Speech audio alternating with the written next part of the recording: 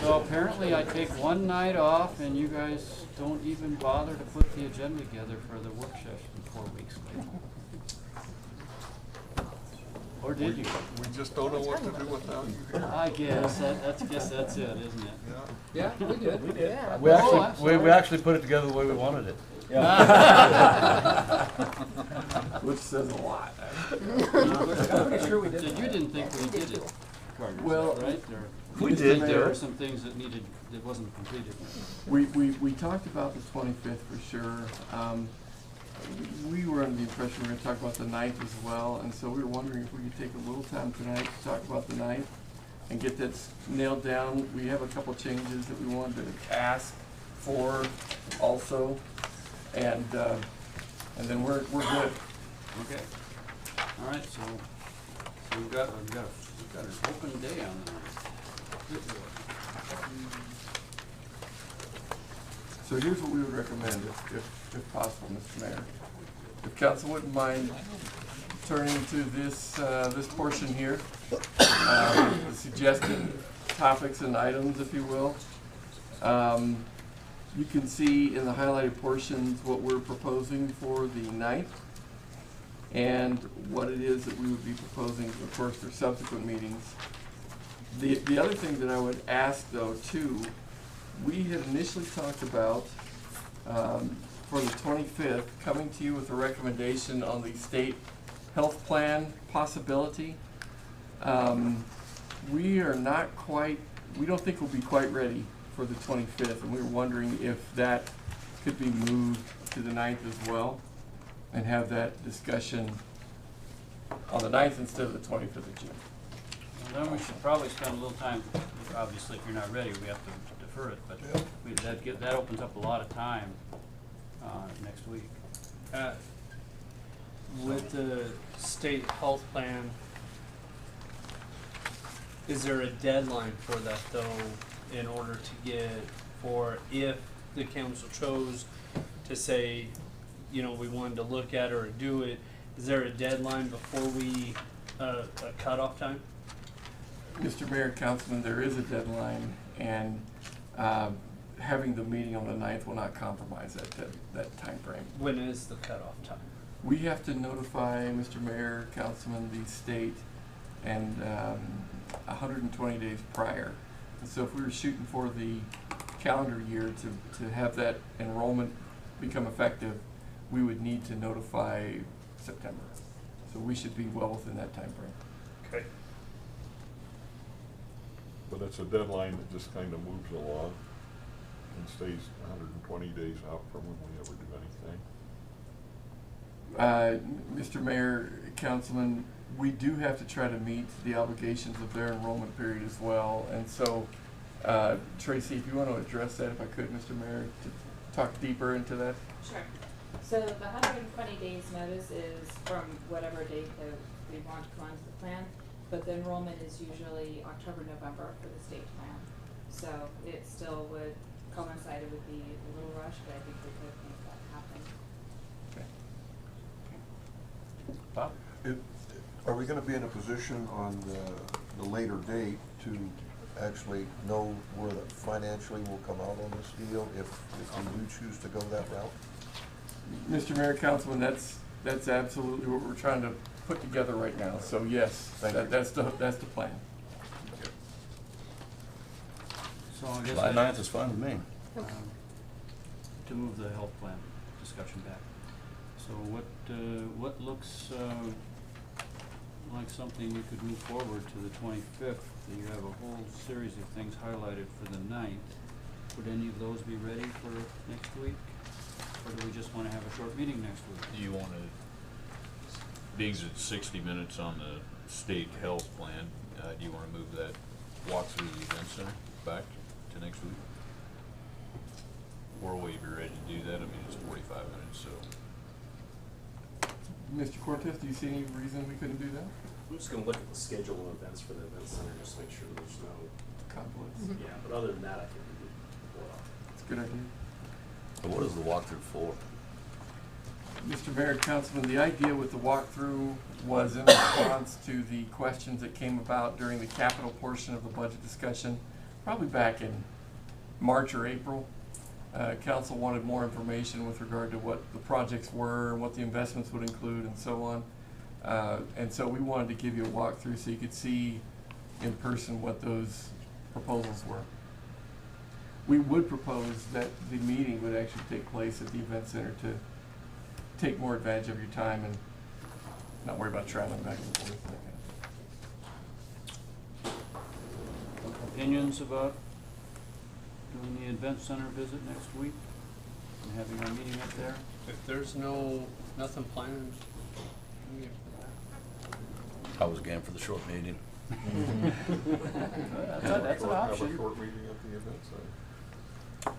There you go. May not take 45 minutes to do the walkthrough too, so. I think I saw enough yeses on that, so I guess that's, so we'll go with Steve's suggestion, and then I think we can just kind of leave it at that. And then you're asking for a reaction to your highlighted items on the 9th. Is that correct? With the changes noted, absolutely, yes, sir.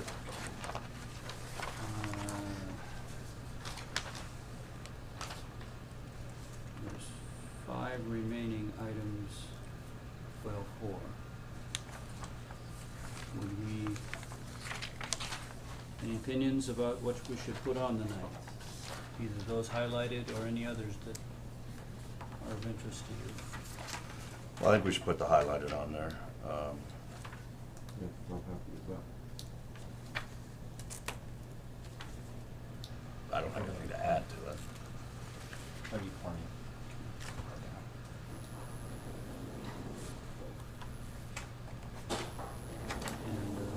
And, 6 items on we also, I'm sorry, go ahead, Ken. Sorry, you sure? I was just wondering, you were talking about getting in conversation with the railroad safety. I'm assuming that would be informational only. Have you been in touch with regarding that yet, or should we still just hold off on that? Mr. Mayor, Councilman, I would probably say docketing that topic. I would not be prepared to offer a date on that. We're not having much luck getting people from the railroad to chat with, so we're gonna keep working. Mr. Mayor, I would recommend taking that off the schedule.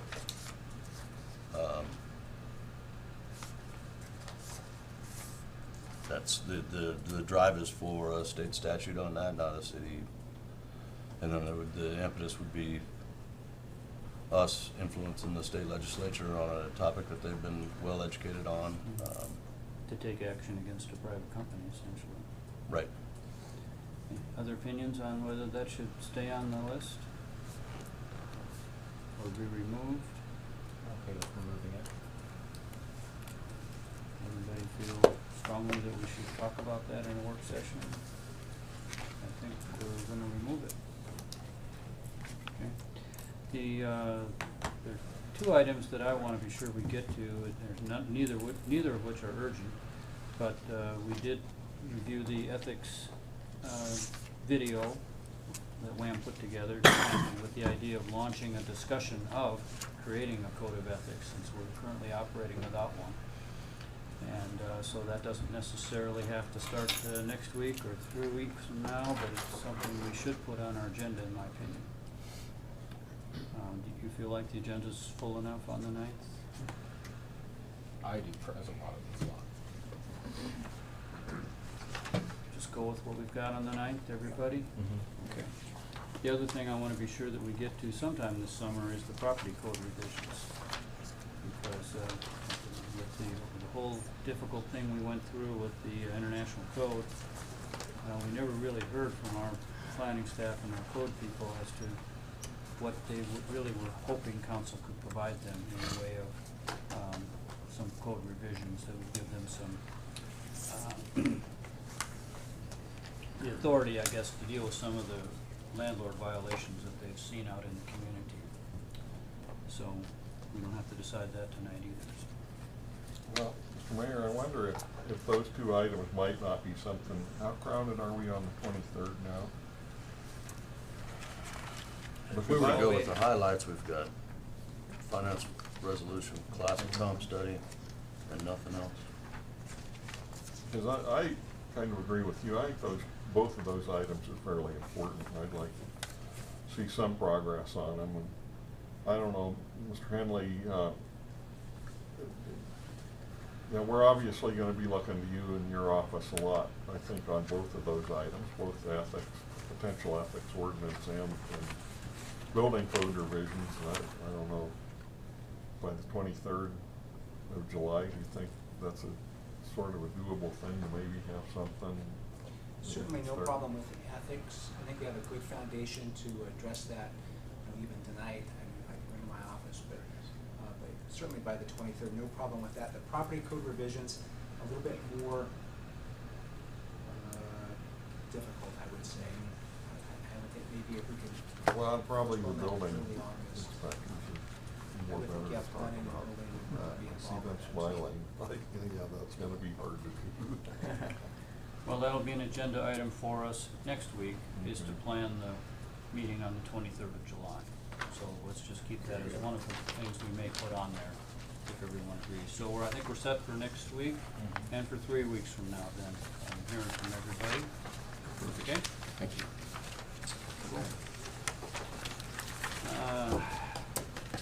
Motor vehicle permit language. Deep breath. Or excuse me, That's the mobile excuse me.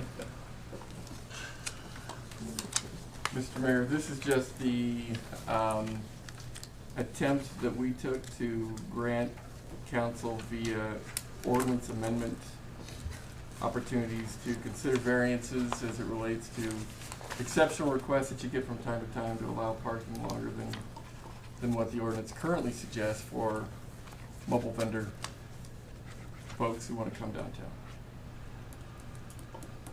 So if, would you like the attorney to go through that a little bit? I think we've got time. Okay. Can you walk us through that, John? Great, thank you, Mayor and Council. Based on last week's discussion we had at the work session, we had a downtown merchant who wanted to have a vendor come in and park in front of his business. And it would be extended hours beyond what we have in the code, as well as for 4 consecutive days. And, given the special event of the CNFR being there, and that this particular business owner was the, one of those vendors that, and businesses that would cater to that group particularly, this would be a nice addition to the downtown, and the council was in favor of that. So using that as a basis, I kind of looked at either a special event or an extenuating circumstance for the business owner. So the special event would be something like the CNFR, or maybe Masonic lodges coming into town or something like that, and the business feels that they would cater particularly to that group.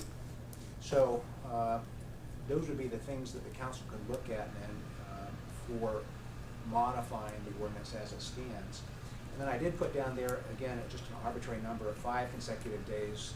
The request we had last week was for 4 consecutive days. So that's certainly subject to change, whatever you believe would be appropriate. And I did put a maximum on that of 2 times in any calendar year, again, just so that we have the base law that has some teeth to it. And we don't have people in here every week wanting some modification this way or that way. So those are my thoughts on why I did it this way, but certainly it can be modified any way you choose. Questions for John or comments on those restrictions? We'll leave it more open-ended and decide case by case too. Ken? I actually like it, but I just wanted to, I don't want to stir up a hornet's nest, that's why I'm asking in here. But, and after a year of you guys going through this, but I'm just wondering, the hours on Saturday and Sunday, does that really need to be there? I just thinking Saturday and Sunday, walking down there on the weekends, I don't see why the times need to be there on the weekends. I was just wondering how anybody else would feel taking that completely and allowing them to be there those 2 days, anytime. It was a point of contention, just like all the hours with the existing businesses and buildings down there.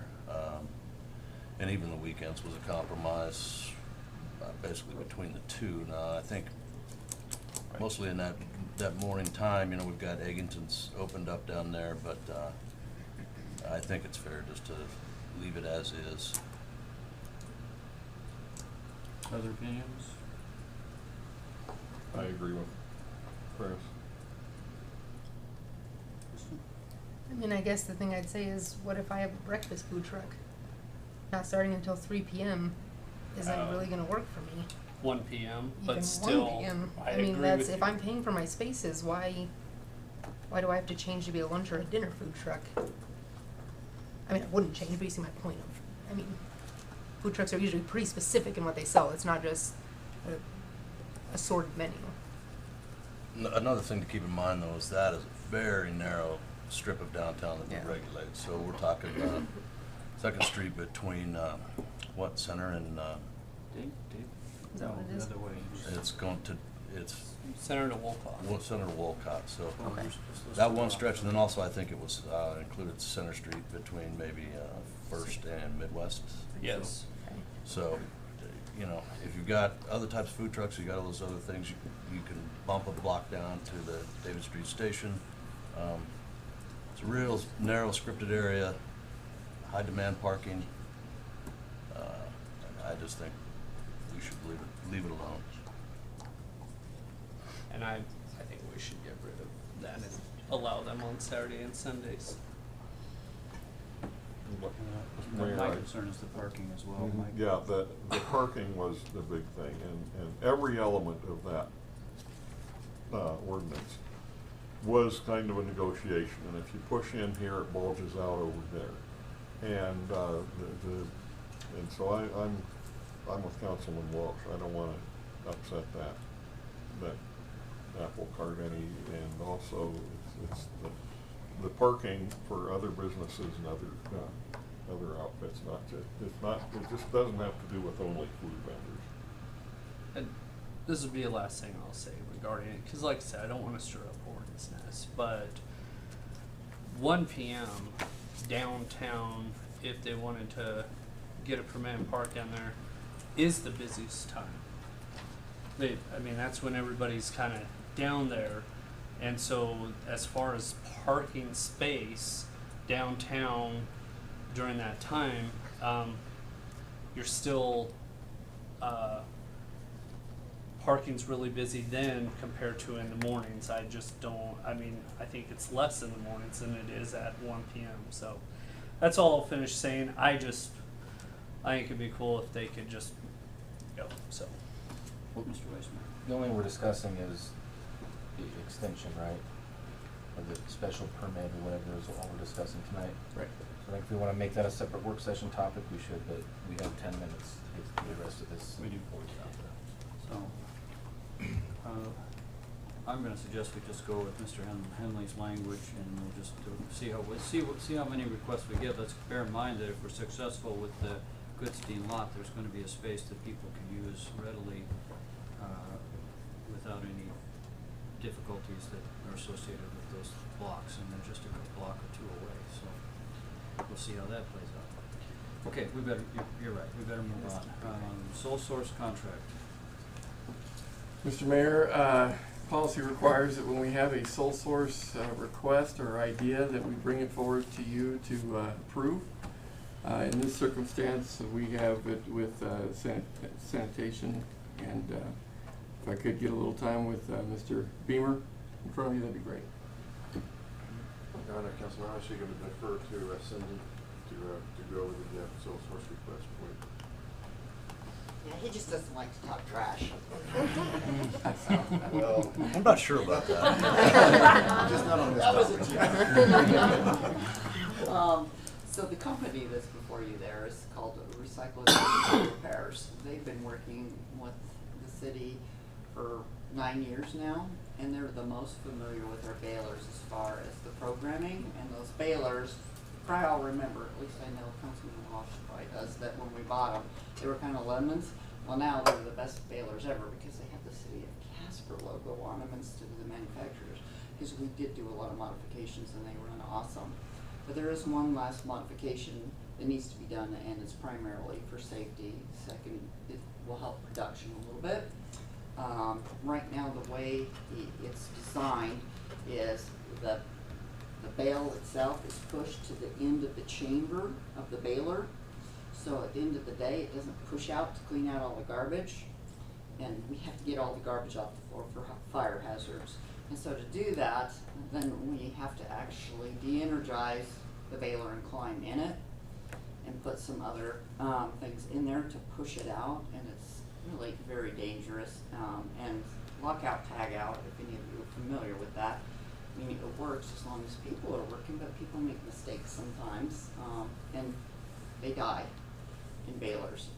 So, you know, it's a high death rate thing, and it does look like a really high price. The price they gave me was $330. I put $270 in this first memo because I'm trying to get them to negotiate down a little bit. We haven't come up with the final number, but they do have to replace all the steel. Steel is very high priced, and the whole ejection ram, the way it goes now, the gatherer pushes the garbage and then the ejection pushes it the other way out. And so we're extending that so it'll come all the way out the baler so we never have to get inside of it. So that's why it's a high price, is that whole chamber there is all steel, and we have to buy another cylinder that's longer to get it pushed out. So that's the high price, but they truly are the only ones really in the country that know our programming. We are training our staff. They've come out under another contract that you approved to work on training us to do the programming, so we become self-sufficient, don't have to rely on them. So I can't wait for that day, because it will be very nice to be able to do a lot of the maintenance ourselves. So that's what's before you as a sole source. Questions for Cindy? Mike, how long does this, for somebody to climb down in there and set all the safety things and all that, are we talking about 5 minutes, 20 minutes, an hour? Or It takes at the most 30. 30 minutes every day? Yes, yeah. Okay. Yeah. Bob?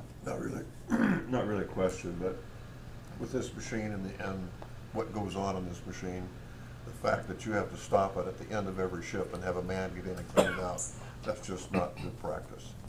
So this is something, probably should have thought of it years ago, but we didn't, so, but it needs to be done.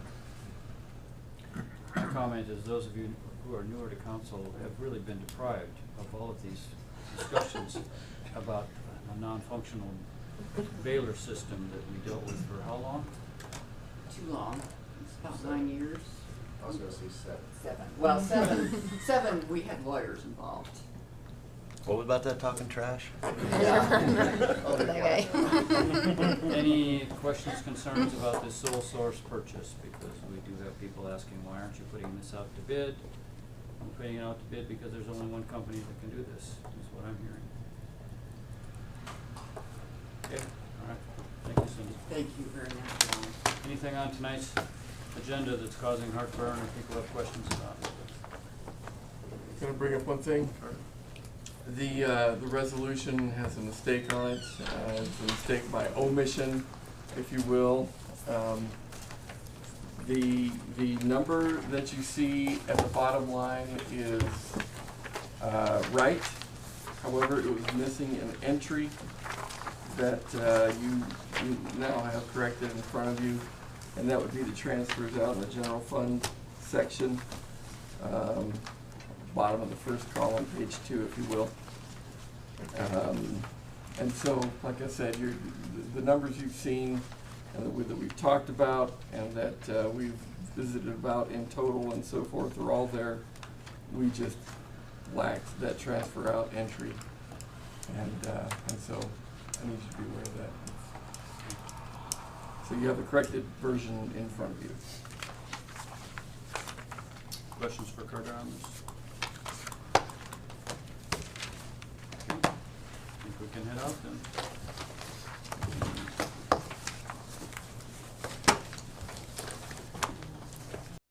18, 2019 regular council meeting to order. Would council members please denote your presence by addressing your yes switch? All council members are present. Thank you. And just a reminder that our meetings are televised on cable channel 192. The chair would...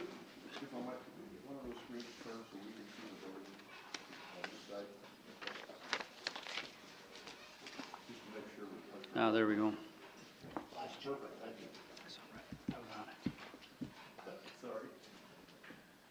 Would anybody here be brave enough to come to the podium and lead us all in the Pledge of Allegiance?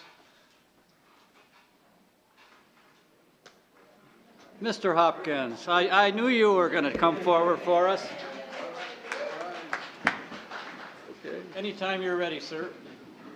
I pledge allegiance to the flag of the United States of America and to the republic for which it stands, one nation, under God, indivisible, with liberty and justice for all. Thank you, Brad.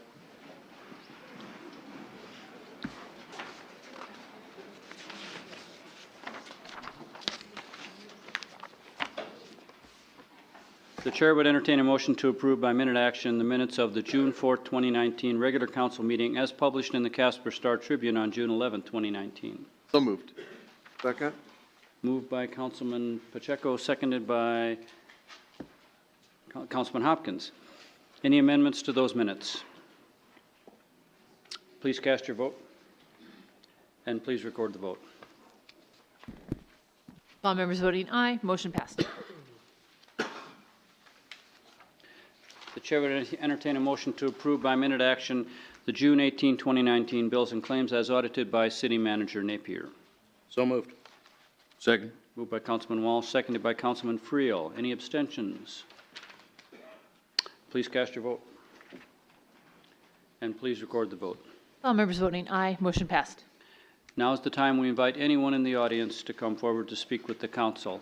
If you're here to speak on a matter involving one of the public hearings, we'd ask you to wait until that hearing takes place, but we'd like to hear from anyone about any other topics. So please state your name and address, please direct your questions to me, and please no personal attacks on staff or council, and limit your comments to 5 minutes. Good evening. Mayor Charlie, how you doing? My name's Craig Sheets. I'm traveling. I'm speaking all over about freight train. You got a hub here, yard. Those tankers are filled with some pretty nasty stuff. Missiles will be directed at them. You know what a zip code is, don't you? Everybody knows what a zip code is. Part of the launch code. What happens in a hub is that it's more focused for human beings. Then you have pictures of asset switches, which are 2 rails, and they're laid out by all the farms and ranches. And then what they'll do is they'll do a chemical warfare on that, knocking out all our food supply. There'll be no more breeding, no more milk cows, none of that. Then we're going to go to meth labs, hills and mountains. I've got Europe and a whole bunch of other countries included on there. As well, I spot one in the hills over here, I'm assuming, I think. But they rotate. You never know where they're coming from. County landfills are notorious for government meth labs as well. I'm now starting to hit the farm sectors. Horse salts, if anybody knows what that is, that's real famous for an ingredient for meth. So in corporate ranches, Wyoming's pretty popular for ranches, and farms as well. I'll be going to the Dakotas next, speaking on that. So that's pretty much it. And then there's blood type matter. You'll find a school bus. Oh, and there's 13 poisons to make meth. And every one of them that I've checked with, I send all this stuff to the FBI in Salt Lake City.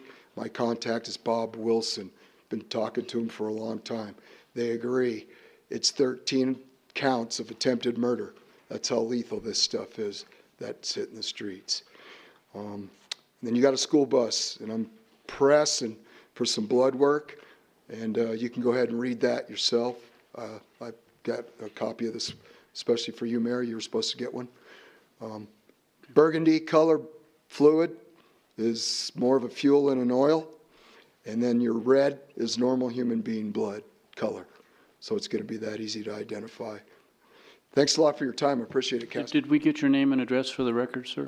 It's Craig Sheets. I'm on the road. Okay. I'll be back for one more meeting on Leadville and cocaine here before I go, and I appreciate you people letting me speak. Any questions for Mr. Sheets? Thank you, sir. Have a good night.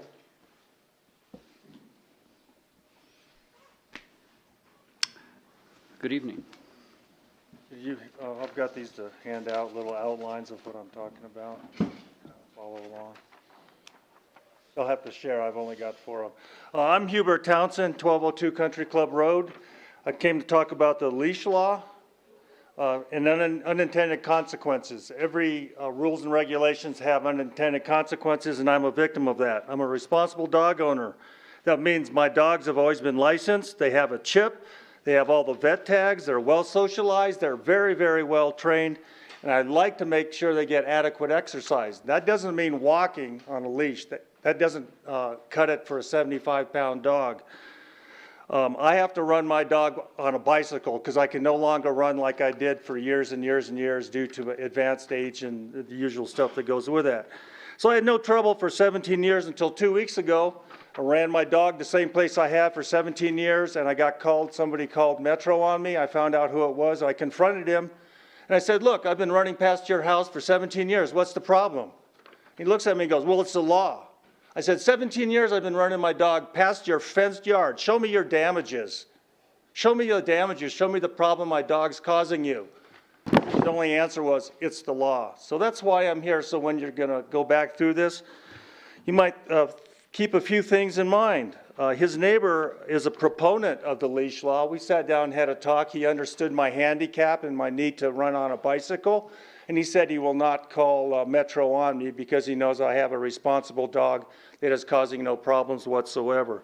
But unfortunately, I have a grouchy neighbor, and I'm not the only one in this town dealing with that. So what are some of the solutions, not just the gripes?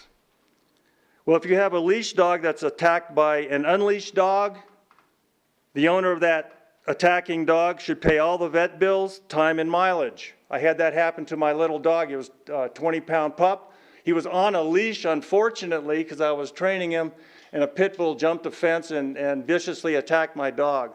I told the people I would take him to court for everything I could get, or they could just pay the vet bill. It's up to them.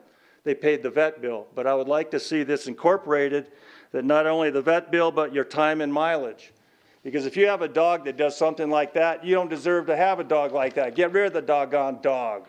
We shouldn't allow those things around here. That hurts my dog, because they want my dog to be on a leash, which he's going to end up being a Labrador retriever, as the vets call them, because they get fat pretty easily. Another thing I understand is human attacks. That is horrible, absolutely horrible. There should be no place in our town for dogs that attack a human unprovoked. If that happens, I'd like to see in the statute the dog's owner pays all medical bills, no ifs, ands, or buts, and the city lawyer stands behind them. And make that person pay for having that dog. And the other thing is, what's just 1, 2, and 3 chances for the dog? No, you're done. Kill the doggone dog. I mean, if you ever witnessed a mauling, that's just horrible, absolutely horrible. We should have no 2nd, 3rd, 4th chances like we do right now. Kill the dog and hit the owner hard. A couple of things to think about when we're thinking about perhaps revising this law.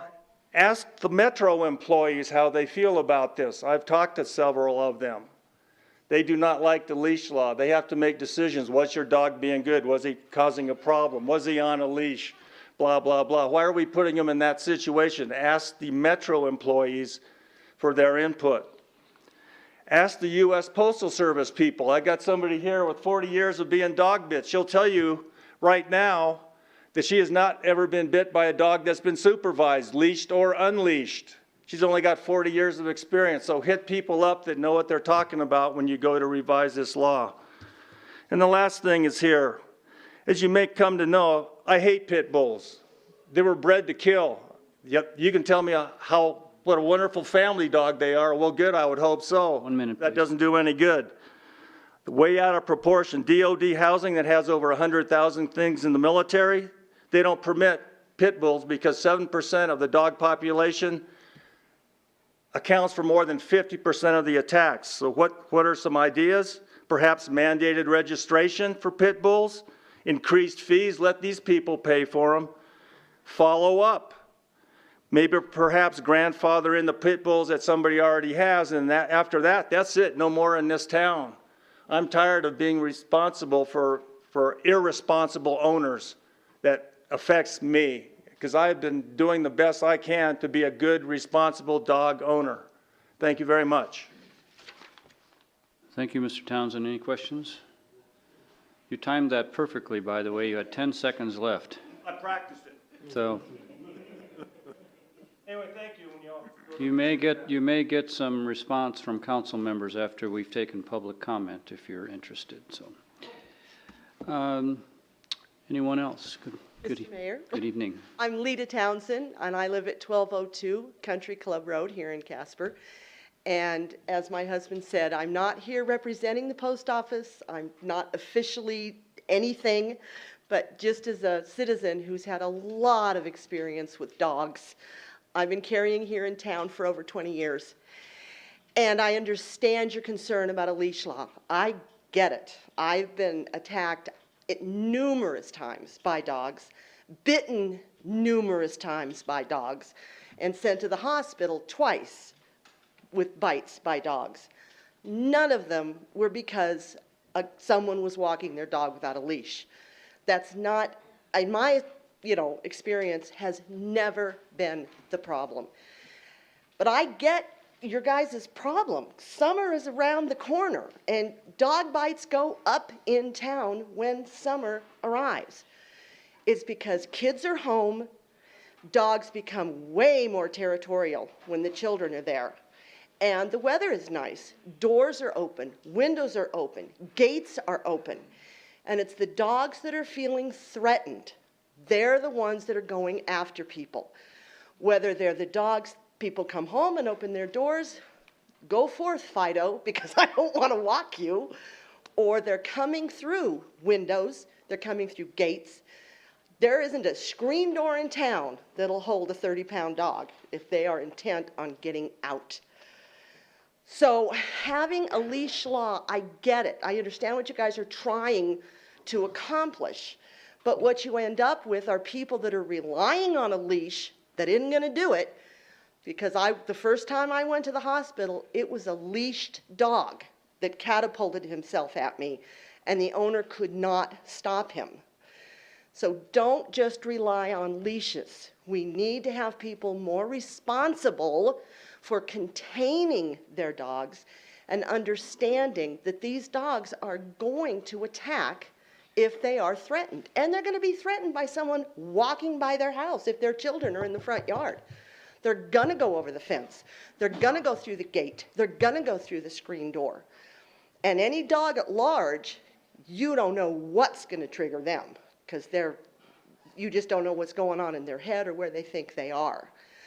So I really would like you to look a little bit more at the leash law and maybe have some amendments in there that might do a little better job at containing the problem the way it really is, and not just relying on, well, everybody has to have a leash, because it does cause problems for people like your brother. Me too, I can't run the dog anymore either. So I would like you to just take another look at the leash law and see if you can't amend it somewhat to maybe take care of the problem a little more efficiently. So thank you very much for your time. I appreciate it. Questions for Ms. Townsend? Okay, thank you.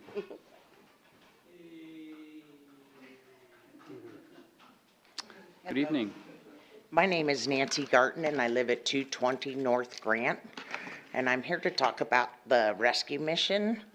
I have nothing against the rescue mission at all, but what I am asking for is if you guys could work on closing the alley off at the end of B Street so that they don't have access to that alley from the rescue mission. And the other thing I would like to ask before you rezone it and approve everything, I would like a 6-foot fence around their property. I'd like more lighting in the alley and around their business. and I am really appreciative of the rescue mission right now. They have been working with me for squatters that are around the neighborhood. I've had to call the police a few times because they've broken into the house directly behind me, the old Set Free Church, and busted out windows and stuff in there. But the rescue mission's working with me a lot with all of this, but those are the 4 things I'd like to ask for with rezoning their property. Thank you. Questions for Ms. Darknan? Nancy Garten, 220 North Grant. Questions? Thank you. I'm sure we'll be talking about the rescue mission zoning request Yes. later, so. And I made it to the last zoning meeting and asked for the same thing, but I couldn't even talk. I was crying too much. So that's all I got to say. Thank you. Thank you.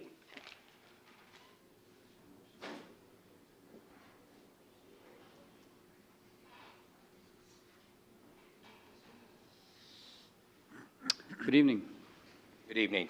Rocky Eads. I have property on Park Street, just down the street from the rescue mission.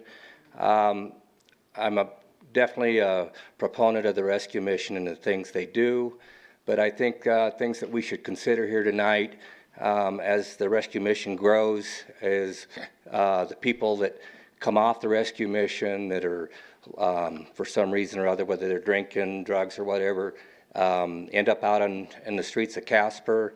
I don't know if you guys have looked at the numbers of how many people leave the rescue mission. I know there's success stories over there, but I also know that there are spinoffs of guys and gals that leave the rescue mission. And I think we, as a community with the downtown revitalization, and I'm downtown, I've got an office down there, I think we're seeing more and more of the homeless down there and around the streets in Casper. I don't know where our homeless population is going, but I think it is growing in Casper. I think the rescue mission can take care of some of those needs, but I think as a council person, I think you guys have got to look at the numbers and what it may do to some of our downtown area as these guys wander off. There seem like there's more and more of them. I see them around my business. I see them around my shop, which is down the street. I've had to ask the rescue mission to remove some of the cars that are parked out in front of my business and my shop.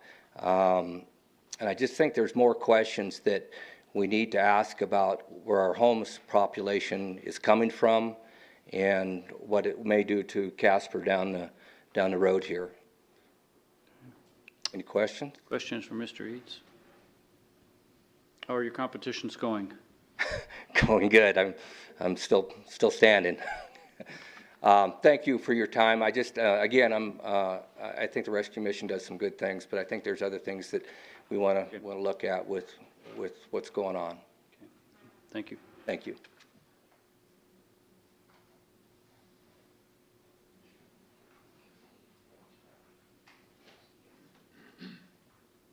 Good evening. Good evening, Mr. Mayor, Council, Paul Pad, Cherokee Lane, Casper, Wyoming. First of all, I'd like to thank Mr. Napier and his office and City Clerk's office for getting this events guide to me in a very timely manner.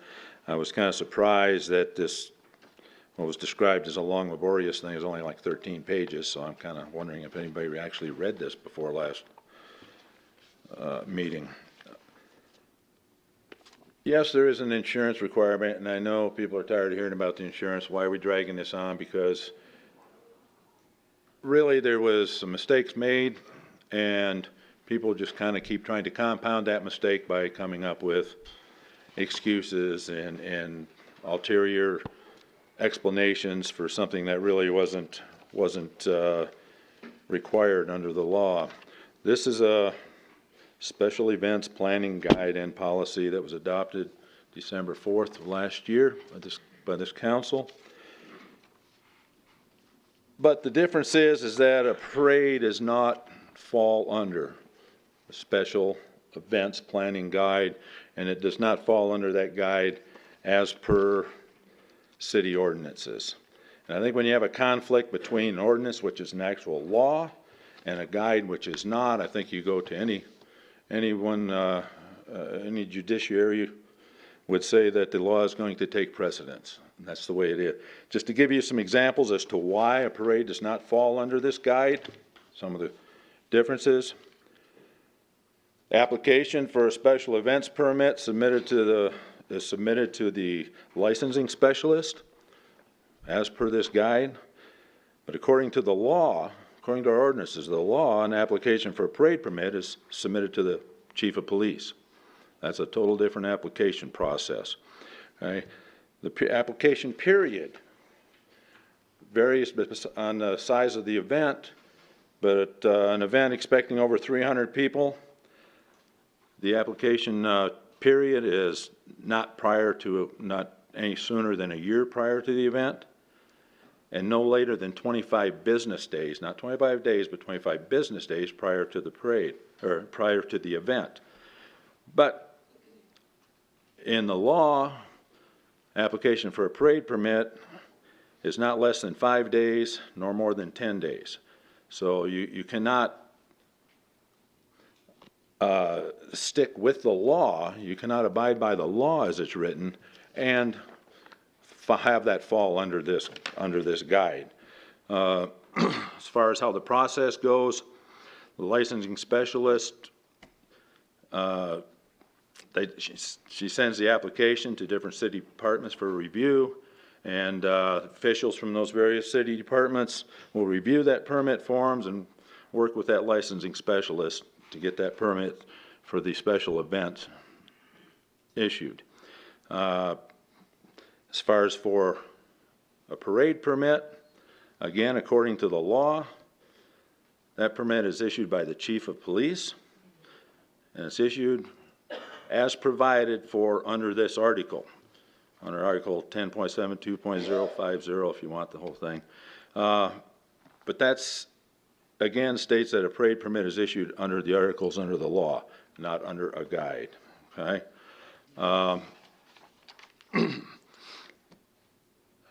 Application fees, as far as for a special event planning guide says, and it's stated in there that their licensing specialist complies and prepares the documentation permits, calculates the total fee for all permits, and payments of permit fees and is due after the event application has been reviewed.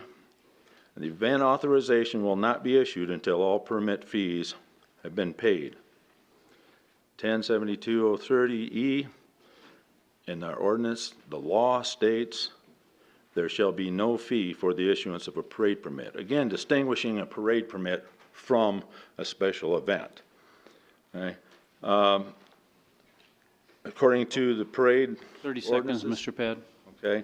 According to the parade ordinances, there are various places that the chief of police is to notify when a permit is issued, you know, city manager, city attorney, fire chief, Director of Department of Public Works, and a postmaster. So basically what I am saying is that this, I know it might sound like I'm beating a dead horse, but this was improperly requested, and even in here the amount requested as $1 million, even if you went by this, would only be $250,000 unless you had some extenuating things going on like fireworks and rides.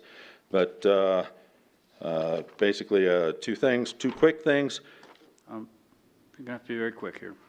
Two quick things, very quick, is that by the chief skirting his duties and sending his responsibilities over to someone else to do his job for him, that's a clear definition of dereliction of duty. And the other one thing is, have the receipt for what it cost us for our insurance that was not legally required, that the chief required us to have, that forced us to get, and I would like the city to pay for that, reimburse for that, because that's money that came out of children's donations to children's pockets.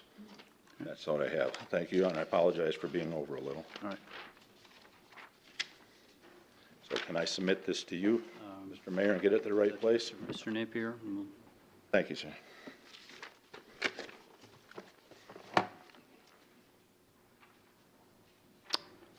Good evening. Meeting 742 North Jefferson, mileage. I would like to hopefully this is straight now, that the council has understood what I've been trying to say all the time, that you guys are wrong, and at the same time, I'm the one that was wrong. I don't understand that. You had some of the council people get up and say that we've always had to pay for 30-some years that I've known, and on and on and on. I explained to you guys how it was, and you guys just went on and on and on. I'm not a liar. I don't want to be lied to either. I feel that our new chief did that, and I believe he's still doing that. And but I just don't think that's fair to anyone. And I'm just as good as Mr. Mayor is. I'm just as important as Mr. Mayor to me and to my family. You see what I'm saying? Not because I own a motorcycle and I love that life. It's just, I got the right. I got the right to as long as I abide by the law, is not to have the law step on my feet.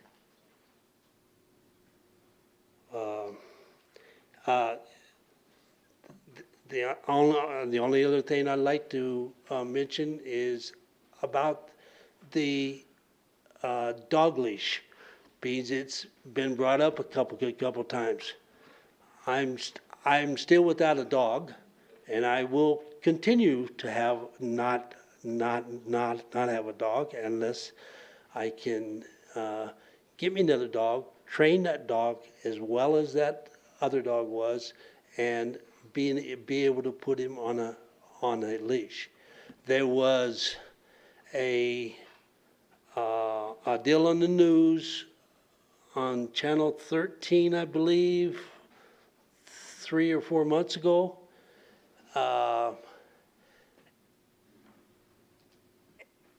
80% of the older and the crippled up people with dog leashes are the ones that are going to the hospital because those leashes are the dog gets excited, and we're too old and torn up to get out of the way fast enough.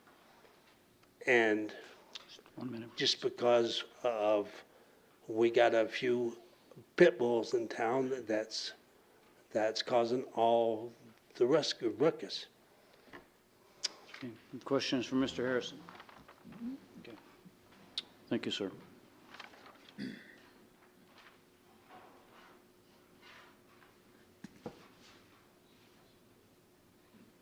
Anyone else this evening?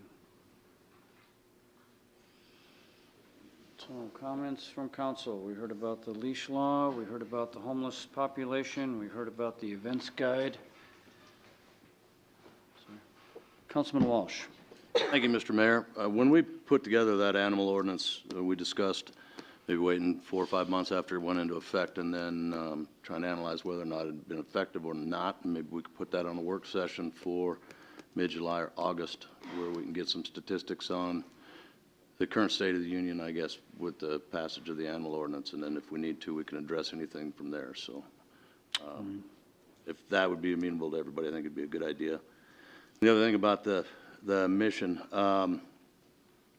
Mission's a fantastic place. I am all about taking care of our own homeless people, but if we become a spot where we're the destination point for homeless, then I think we create a problem. So I wonder if we know any of those stats, or maybe we can discuss those as it comes up, as far as local versus bringing people in and creating some of the problems we heard from the audience. Any other comments? I would say with the dog ordinance, we recognize from the very beginning, Mr. Townsend, that 95% of the owners are very responsible with their pets, and they present little or no danger. Problem with sanctioning someone after an attack is the damage has already been done, and people can literally be scarred for life. And so we were trying to put some protections in place, and we understood that many people disagreed with those, and we're trying to create more options for people to get their dogs off leash and protected in designated areas, and we're going to do a better job in that in the future.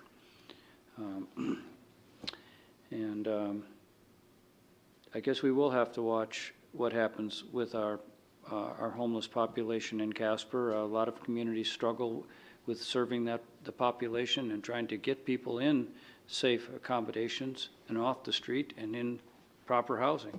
And I think we've done a pretty good job, but we can do better. And we'll hear from Mr. Hopkins tonight about what he's doing.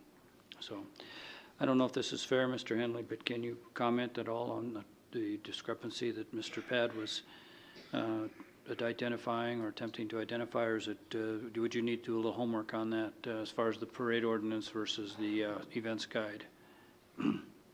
Thank you, Mayor. I probably would need to do a little homework. Actually, I just did review the events guide recently, and it did make reference to parade there, so I imagine there's some ambiguity in that probably when the special events guide was adopted, and that was in the work for a long time. I mean, I remember seeing draft number 16, they were trying their best to come up and do a good job and have some type of comprehensive guide so that this could all be taken care of at one stop. And that stop is, in fact, the city clerk's office. So I think that was the understanding of everyone here that I'm aware of, and I haven't been here but, you know, a year plus now. But I know that there was no discussion of looking at the parade ordinances and seeing if any of them needed to be either amended or simply repealed. And certainly to overcome the ambiguity, that's something that we probably need to be looking at, because I think probably city staff and the chief was brand new to the office too, and he came in and he heard all of this about the different versions of the events guide and all the work that went into it and why we needed it. And we wanted to have one point where people could go and have their questions answered and basically go through the hoops and protect the city and things of that nature. And so my guess is that's what he felt needed to be done. And if there's an ambiguity there, it's unfortunate because, you know, we have two different perspectives, which ambiguities result in. But as far as something definitive, I would have to request your permission to address that later. We can certainly do that at a later point in time, and I knew that was not a fair question for you to have to answer off the cuff. Councilman Huber. I feel compelled to comment on this parade insurance business. I can assure you all, and this is based on my personal knowledge of personally being involved in the Central Wyoming Fair Parade, that as far as 35 years ago, there was a requirement that there be a general insurance coverage for that. That was met because it was sponsored by the Central Wyoming Fair Board, which had its overlying liability things. So when you people say that this is something that was just recently brought up, the only thing that I can figure is that it might not have been consistently enforced over the years. But I'm telling you that 35 years ago, that was a requirement. And you can call me a liar if you want to, but I know that from my personal knowledge. We won't call you a liar, sir. Mr. Pad, you're out of order. Mr. Pad. Point of order. Mr. Pad, I'm sorry, you've had your opportunity. Well, I can't stand here and let them make mistakes. Your Honor, point of order.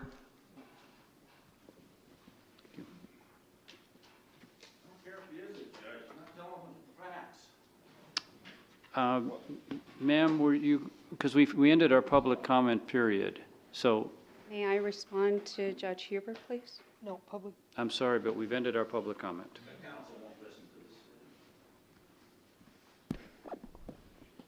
Your Honor. Yes, Councilman. I think this is where we get into that. And Mr. Pad, I know you can get frustrated, and I understand where.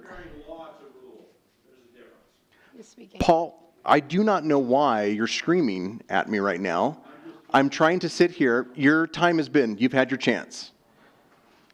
My point being is that there's no reason for you to be this upset. We're trying to figure this out. We've done what we're trying to do. This is the problem with where we're going, is that we're having this argument. Absolutely. I absolutely agree with you that we should have a civil conversation. Okay. Council, we will have an opportunity to discuss the apparent discrepancy that Mr. Pad noted when Mr. Henley has a chance to do his research, and whether there were what the history is of the insurance requirement. It's been in place since that guide was put in place, and so and Councilman Huber points out for many years prior. So we will address that when we talk about Mr. Pad's comments to see if there is some validity to his comments. Sorry, Councilman? I just want to check.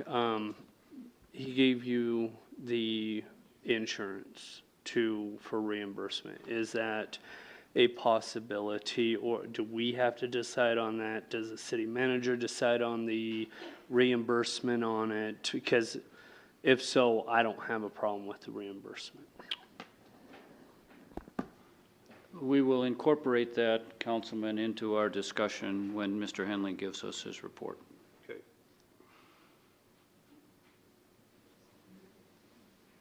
So, any other reactions to the public comment before we move on? Okay. If I may. Councilman? One last thing. Regarding the leash law, and I know that it's brought up, but also I just want to remind everybody that with taking the leash law and putting that in effect, we also talked about opening up dog parks, grassy area dog parks, for people to take their dogs to be able to run, throw a ball as far as it can be. And that is on a discussion in the fall time, that budget and everything, and see what there is. So I just want to remind the public, we didn't just take away the leash law. We're looking at giving back in a certain way too. So just bear with us a little bit on that. Okay. Any other comments? Let's move on then. I now declare the public hearing open for the consideration of the Fleming edition. Mr. City Attorney. Mr. Mayor, Council, we have two exhibits. Exhibit number 1, correspondence from Liz Becker to J. Carter Napier, dated June 7, 2019. Exhibit number 2, affidavit of publication, is published in the Casper Star Tribune, dated May 29, 2019. Thank you, Mr. City Manager. Thank you, Mr. Mayor, members of the council. The property in question, that the exhibit of which we will bring up here in a second, is located at 801 Jane Street, which, for those of you who are familiar with this location, or may not be, is north of Interstate and generally southeast of the North Casper ball fields. The basic idea is that this would allow for the consolidation of 2 lots into one, which would create about 16,000 square feet of buildable building envelope, if you will, for a commercial industrial building on the subject area.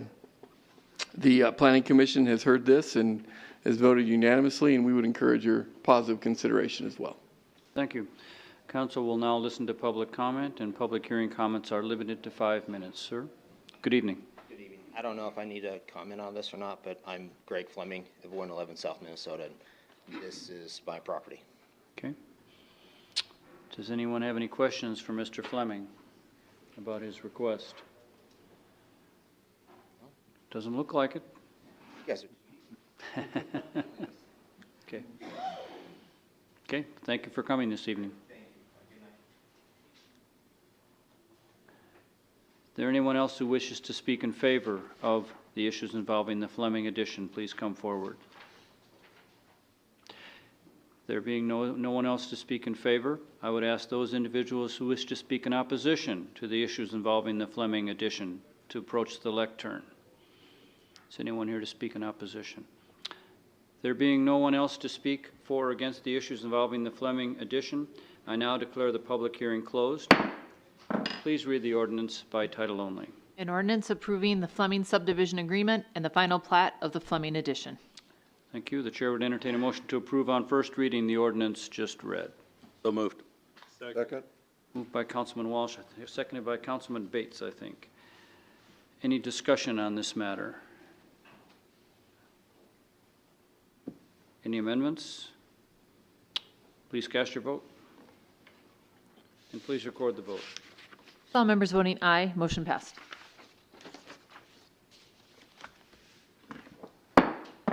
I now declare the public hearing open for the consideration of the rezoning of 221 and 227 North Park Street. Mr. City Attorney. Thank you, Mayor.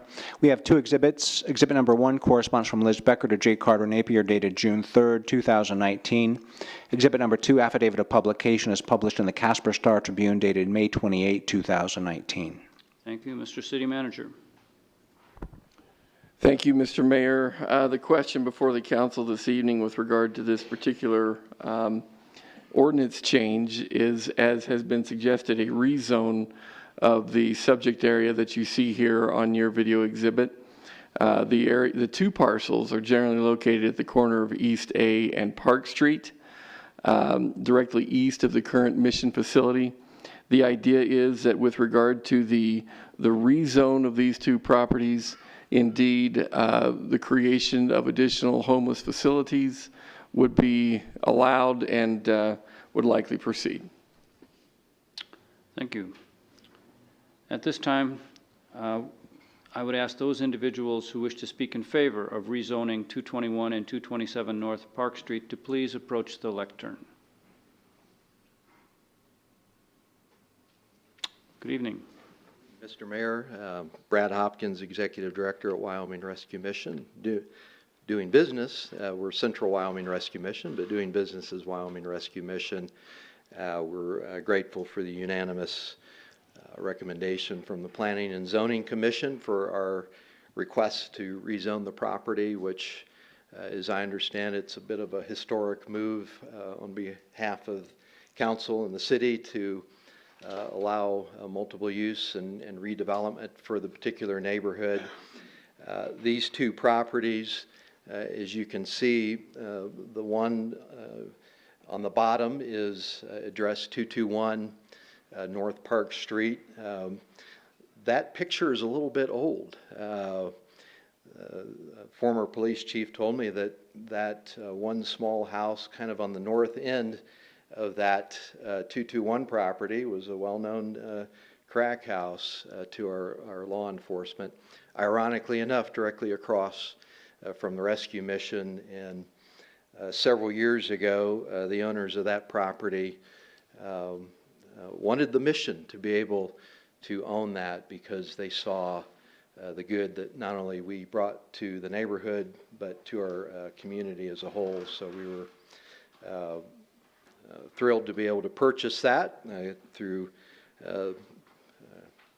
provision of the Almighty. And then the second property just to the north, address 227, is our houses our current men's discipleship recovery homes, House 1 and House 2. We currently have 16 men living in those two houses, and we pretty well have worn those houses out over the course of 20 years of use. And our plan on that property with the rezoning, which ironically is industrial now, which apparently doesn't allow for residential. We must have been grandfathered in. Our plan will be to make one house out of those two houses, which will house up to 20 women in our discipleship recovery program. On the first lot to the immediate south, addressed 221, that's cleaned up and pretty much a dirt lot at this point.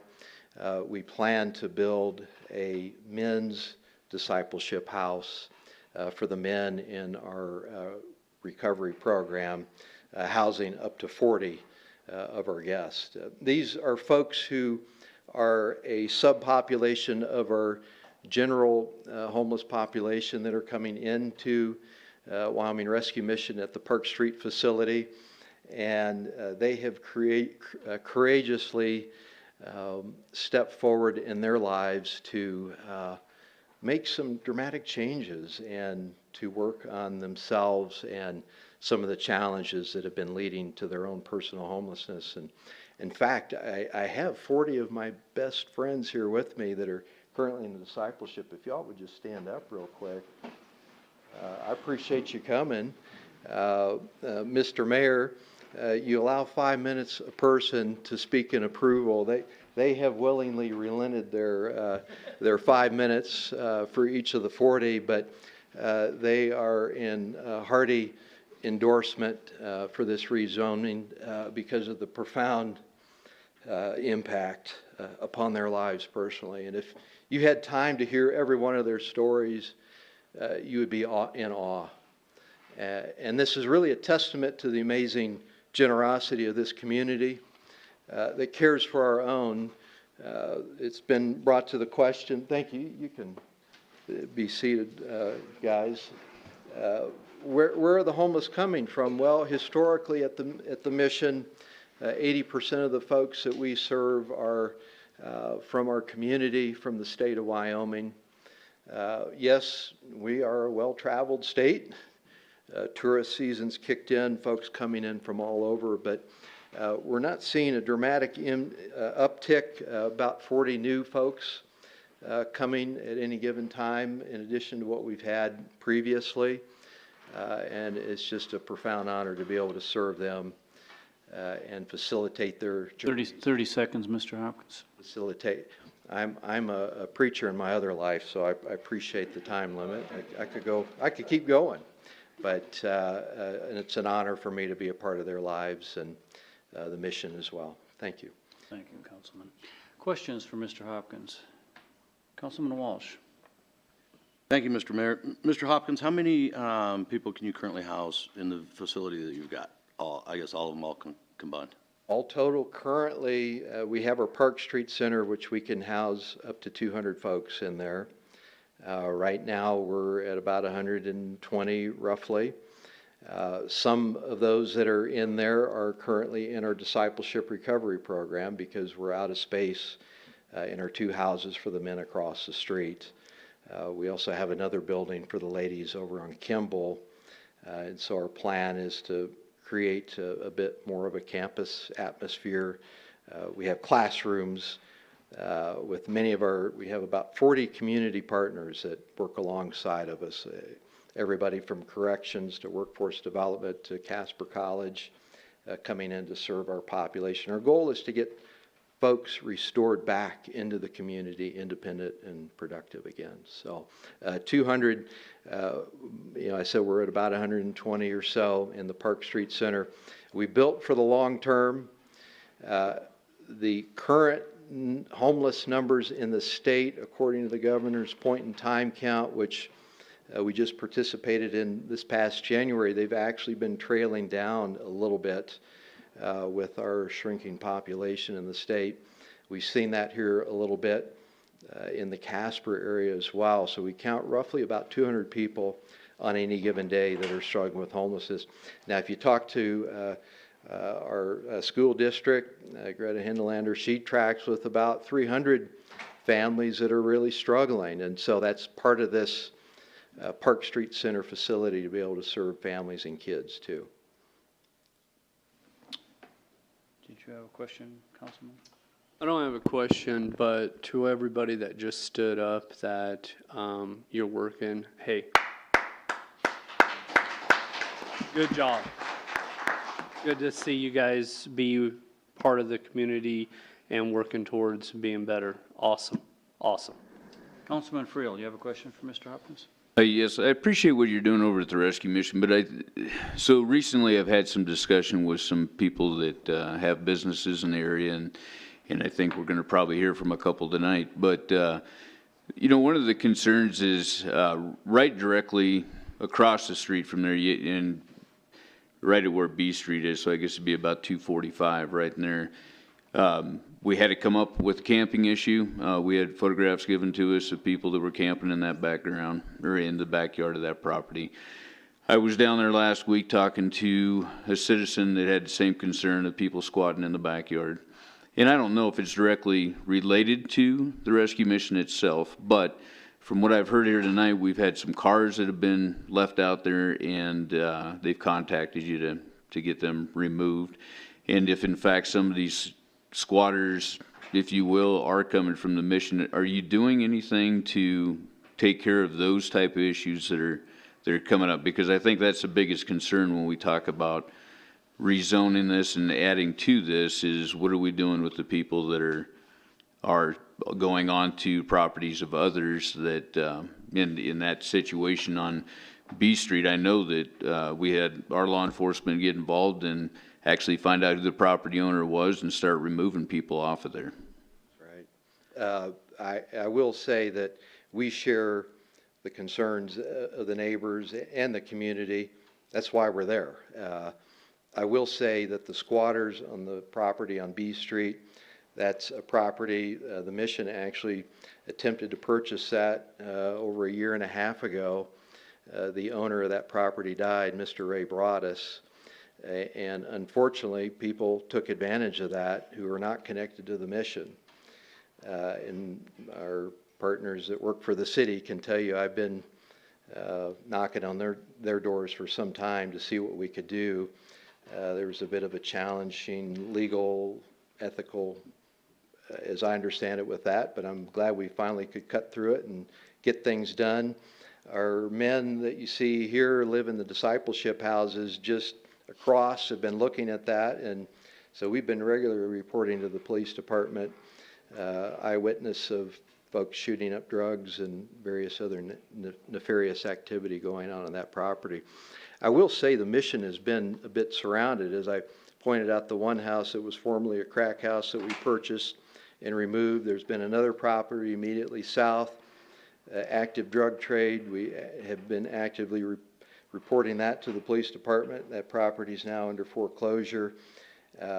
Sad situation. A gentleman lived at the north end of the block that's being charged for the murder of his mother.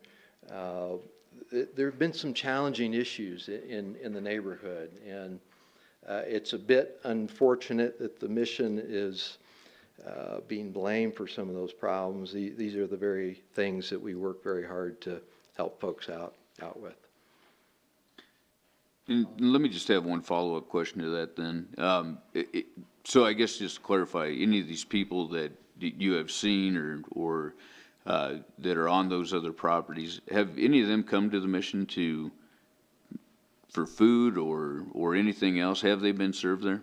A couple of them have tried, and we've had to tell them, listen, you're taking advantage of a family. You're illegally squatting on the property. We're unable to serve you until you do the right thing. Okay. Other questions? Councilman Walsh? I suspect that you do get held responsible for all the homeless people that we see occupying the benches and everywhere downtown, where people don't want to see that in the summertime when they want to be out there. But it might make a better understanding if you gave a real brief overview on the requirements to be able to come in and use your facility as far as impairment and personal responsibility. We're open to anybody, Mr. Councilman, that identifies need. In fact, we invite you over for lunch tomorrow. It's always good, but Anybody that's in need is welcome to come. Now, we do have thresholds as far as intoxication.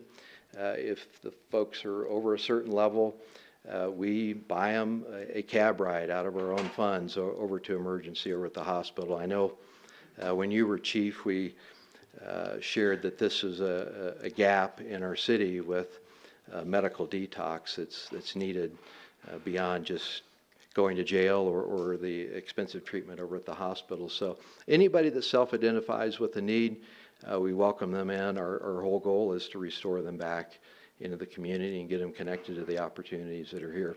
You know, as far as the folks that get identified as homeless, there was a situation a couple of years ago where there were complaints about homeless people in the library.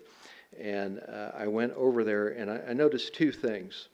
The folks that I knew were homeless that were at Wyoming Rescue Mission, you would never know it by looking at them. And the folks that maybe kind of fit whatever that stereotype look is, they may or may not have been homeless. And so the term gets to be used a little bit loosely when indeed we really don't know the personal circumstances of the individual that we're looking at. Thank you. Mr. Hopkins, you heard Mr. Eads' comments that his perception was that there just seemed to be more people out on the streets than maybe he had seen in the past, and I don't think he used a term like loitering, but I think that was the implication. And I think Councilman Walsh is correct that the mission is associated with the homeless population, whatever group we want to consider that to be. Do you have any comments on that? Does that seem to be the case for you? Or do you feel like there has been some struggle for people to find meaningful activities during the day? You know, perception is everything, and you know, part of it's where you see folks that are homeless. I know not too long ago there were over at Morad Park, there were a couple of guys in their van, you know, kind of fit that look, and I was enjoying a break from the mission, and all of a sudden there it comes, a little tap on the glass, and I was like, oh my goodness, you know, and these guys, you know, if I said the family name of the one family, it's a upstanding family here in the community, one of our sons, and struggling with severe alcoholism, and was able to help those folks out. They really weren't aware of the services of the mission. We were able to get them in. You know, there are deeper systemic challenges in our community. Addiction, domestic abuse, and violence, the breakup of the family, mental illness, as you know, Mr. Mayor, in your private field is a challenge, and we interface on all of these, and we are here to, while we're here to serve the entire homeless population, both here locally and folks that come from around the state, because incidentally, smaller communities don't have the services we provide. We are an opportunity program for those that are willing to take that step and to move forward, and that's what our guests here that are with me today represent. Okay. Other questions from Mr. Hopkins? I will just say this, that I think one of the most common things you hear from people who are homeless or without assets is that they feel invisible in the community and that no one wants them or appreciates them. And I would echo Councilman Bates' remarks that we value your presence and we encourage you to move forward with your lives and make a stand here. So, thank you. Is anyone else here to speak in favor of the issues involving the rezoning of 221 and 227 North Park Street? Good evening, sir. Hi. My name is Dave Adnerson. I have Root Salon and Spa at 633 East A Street. And, you know, I come here humbly. I have 14 and a half years clean and sober. I once was homeless myself. And I feel very passionate about the work that they do over at the Mission. I have a great working relationship with them. I am diagonal, just right across the street from them. And I see everything that they're doing as a solution. I don't see it as a problem of bringing more people in. transitional housing to me was critical in my recovery. So for the fact that they're bringing it in, I think is tremendous for the program that they do already have. The one time I was with them, or the one complaint I had, his grass got too long, and I called him, and he had it mowed within a couple hours. And like in 10 years, that's been it. The flow of traffic has been more. I say hello to them.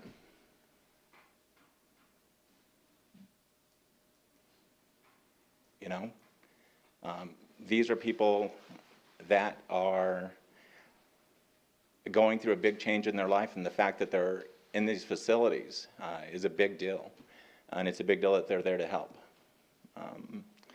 I can't say enough about them. I've never had any issues, and it's just a good thing.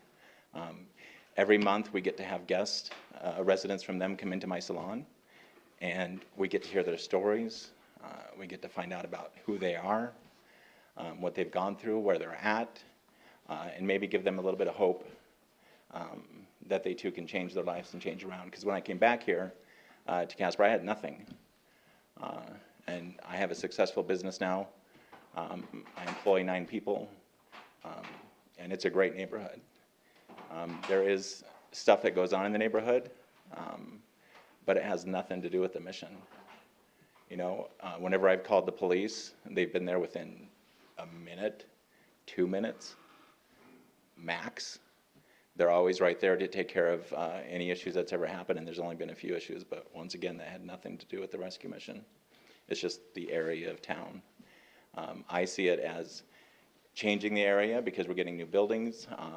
People are starting to revamp their buildings around there. It's getting nicer. I just see it as a solution. So I applaud the work they do there. I applaud the people that are there right now changing their lives. And that's really all I got. Any questions for Mr. Anderson? Thank you, sir. Yep.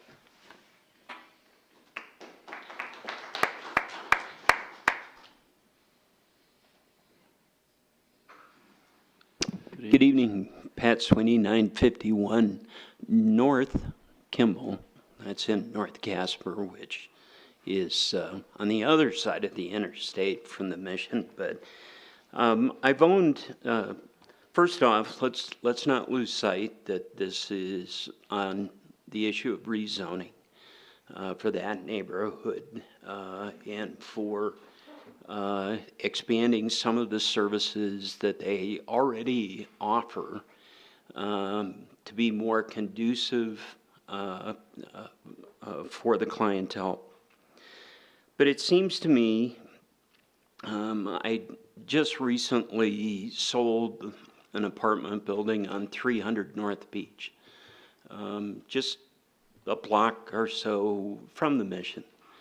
And after renovating it, took longer than expected, but my point is that yes, you see transients down in those neighborhoods, as I did behind the Parkway Plaza Hotel that I worked on for years to clean up along the railroad tracks, along the pathway, and you will see people still camping in tents and whatever type of shelter still along the tracks on that side of the tracks behind the parkway and down behind along the river walkway along the river, no matter what we do.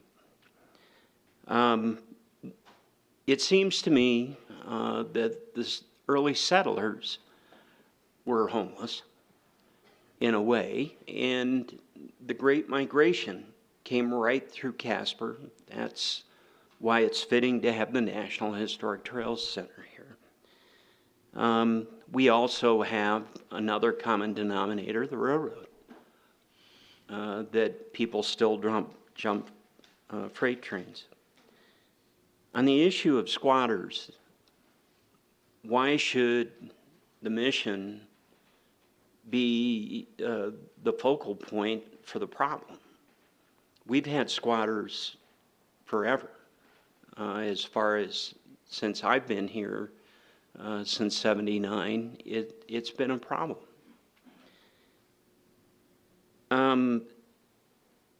The library was brought up, and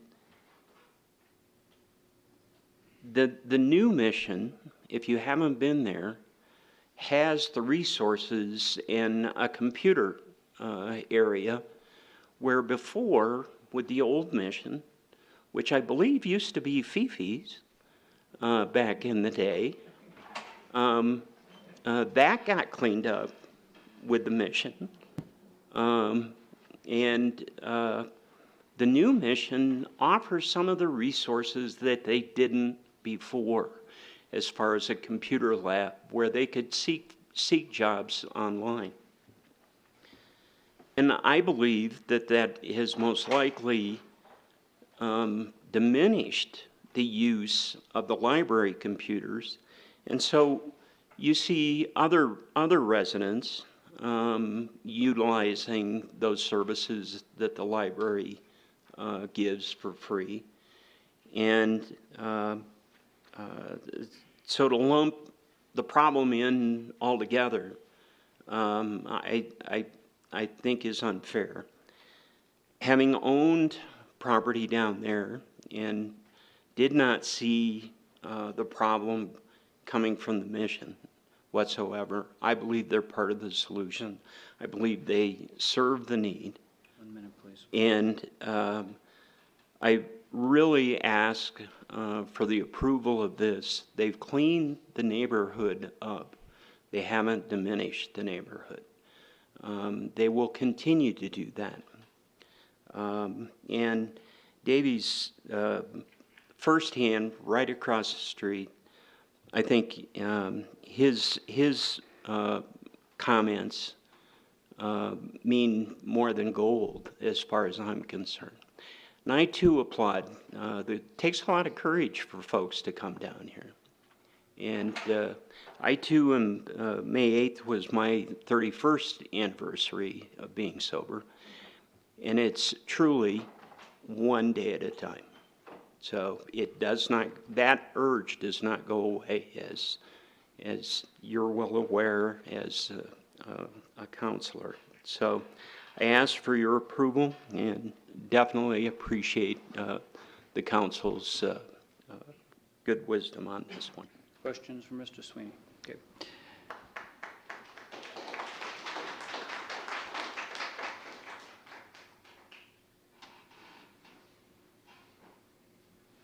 Good evening. Good evening.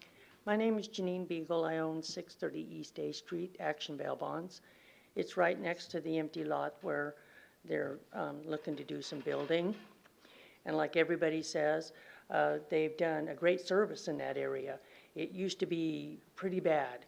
There was a lot of people ended up in the back of my property, and beer bottles and broken bottles, and I had a lot of problems until they came and got the place all cleaned up. They take very good care of it. If you have any problems, they're there to listen. They'll take care of any problems you need. I think it's a great thing they're doing for the community. They're not hurting anybody in this community. Everybody who walks by me is very, very kind, courteous. They're helpful. They come in and visit. And I just want to let you know, I don't have any problems with them doing any of this by my property. Thank you. Questions for Ms. Beagle? Thank you for coming.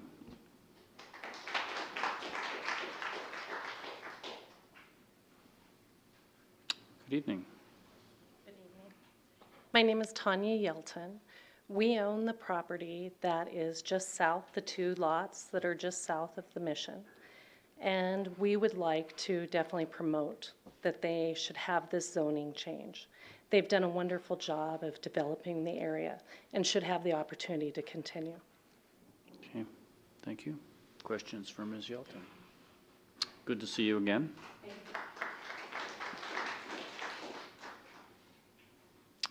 Good evening, sir. Afternoon, Mr. Mayor, ma'am, gentlemen. My name is Clarence Earl Seiford Jr. I'm a resident at the discipleship program. I've been since March 22nd. I wrote Mr. Dave Matthews from the penitentiary asking him would he accept me into the program, and he accepted me. The discipleship program at the Wyoming Central Rescue Mission is a mild stepping stone for transitionals for recovering addicts such as myself and the homeless population. You know, that area over there has been, I've been in Wyoming for 15 years, so I'm considered to be a Wyominite. I'm not born here, but I have been here for 15 years. That zone over there, that whole area over is considered to be a red zone. So the Wyoming Rescue Mission cannot be held accountable for the homeless population and the vandalized that's in that area, because each man and woman is being held accountable for their own actions. If you come to the rescue mission, we got structure, we got rules and regulations. If you come in there intoxicated, you will be turned away. So by them turning someone away, that don't mean we should be held accountable for someone going to break in somebody's garage or land in their front yard or on their front porch. So we really do need this. We really do need phase 2, because I'm one of the ones that stay across the street in one of the houses that's falling apart. And with that, that's all I have. Thank you. Any questions for this gentleman? Thank you, sir. Anyone else to speak in favor of the issues involving this rezoning?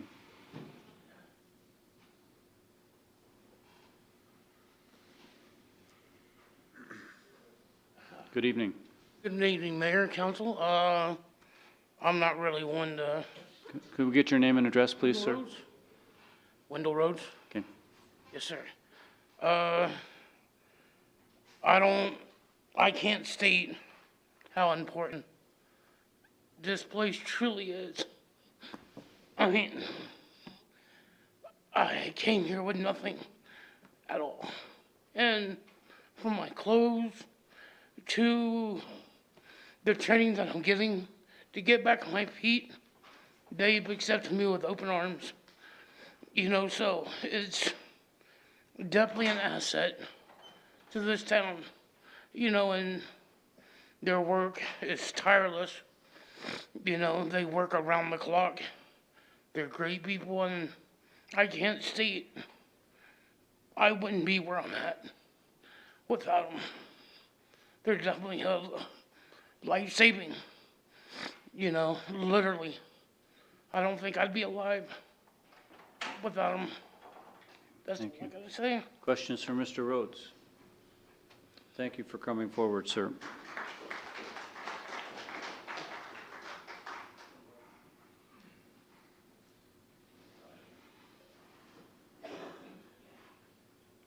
Good evening. My name is William Stover, and I live at 4205 Fort Casper Road. I used to live in the discipleship program, the housing that's in House 2. I recently obtained work. I went through the discipleship program. I obtained work. I moved out, got my own place. And I just want to say that for them to be able to build a bigger place would be able to help that many more people get on their feet, want to become productive citizens of society, not an enemy of society. And that's what it's done for me. It's changed my life. And like I said, I came there, I had nothing, and now I have my own place. You know, it's just been a blessing. It's just awesome. And if you really look at it, I was there 9 years ago. I've been around here for a while. And what has gone on, it has just, it's made it more beautiful. I mean, not just in people's lives, but the area around it. So that's all I have. Questions for Mr. Stover? Thank you, sir.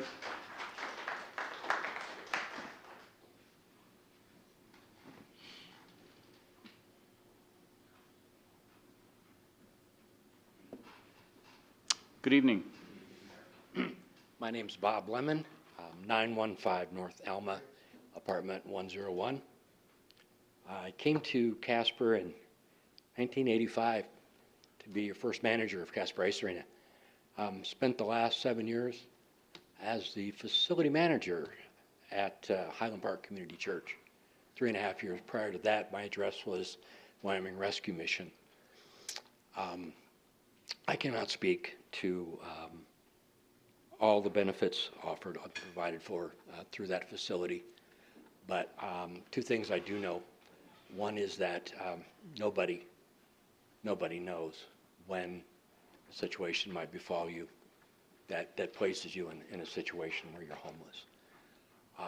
And the other thing I've learned is that the rescue mission is always there. That's the one thing that you can count on. There are issues to be addressed, there are problems to be solved, but the rescue mission is always there. And I thank you for your time. Okay. Questions from Mr. Lemon? Okay, thank you, sir.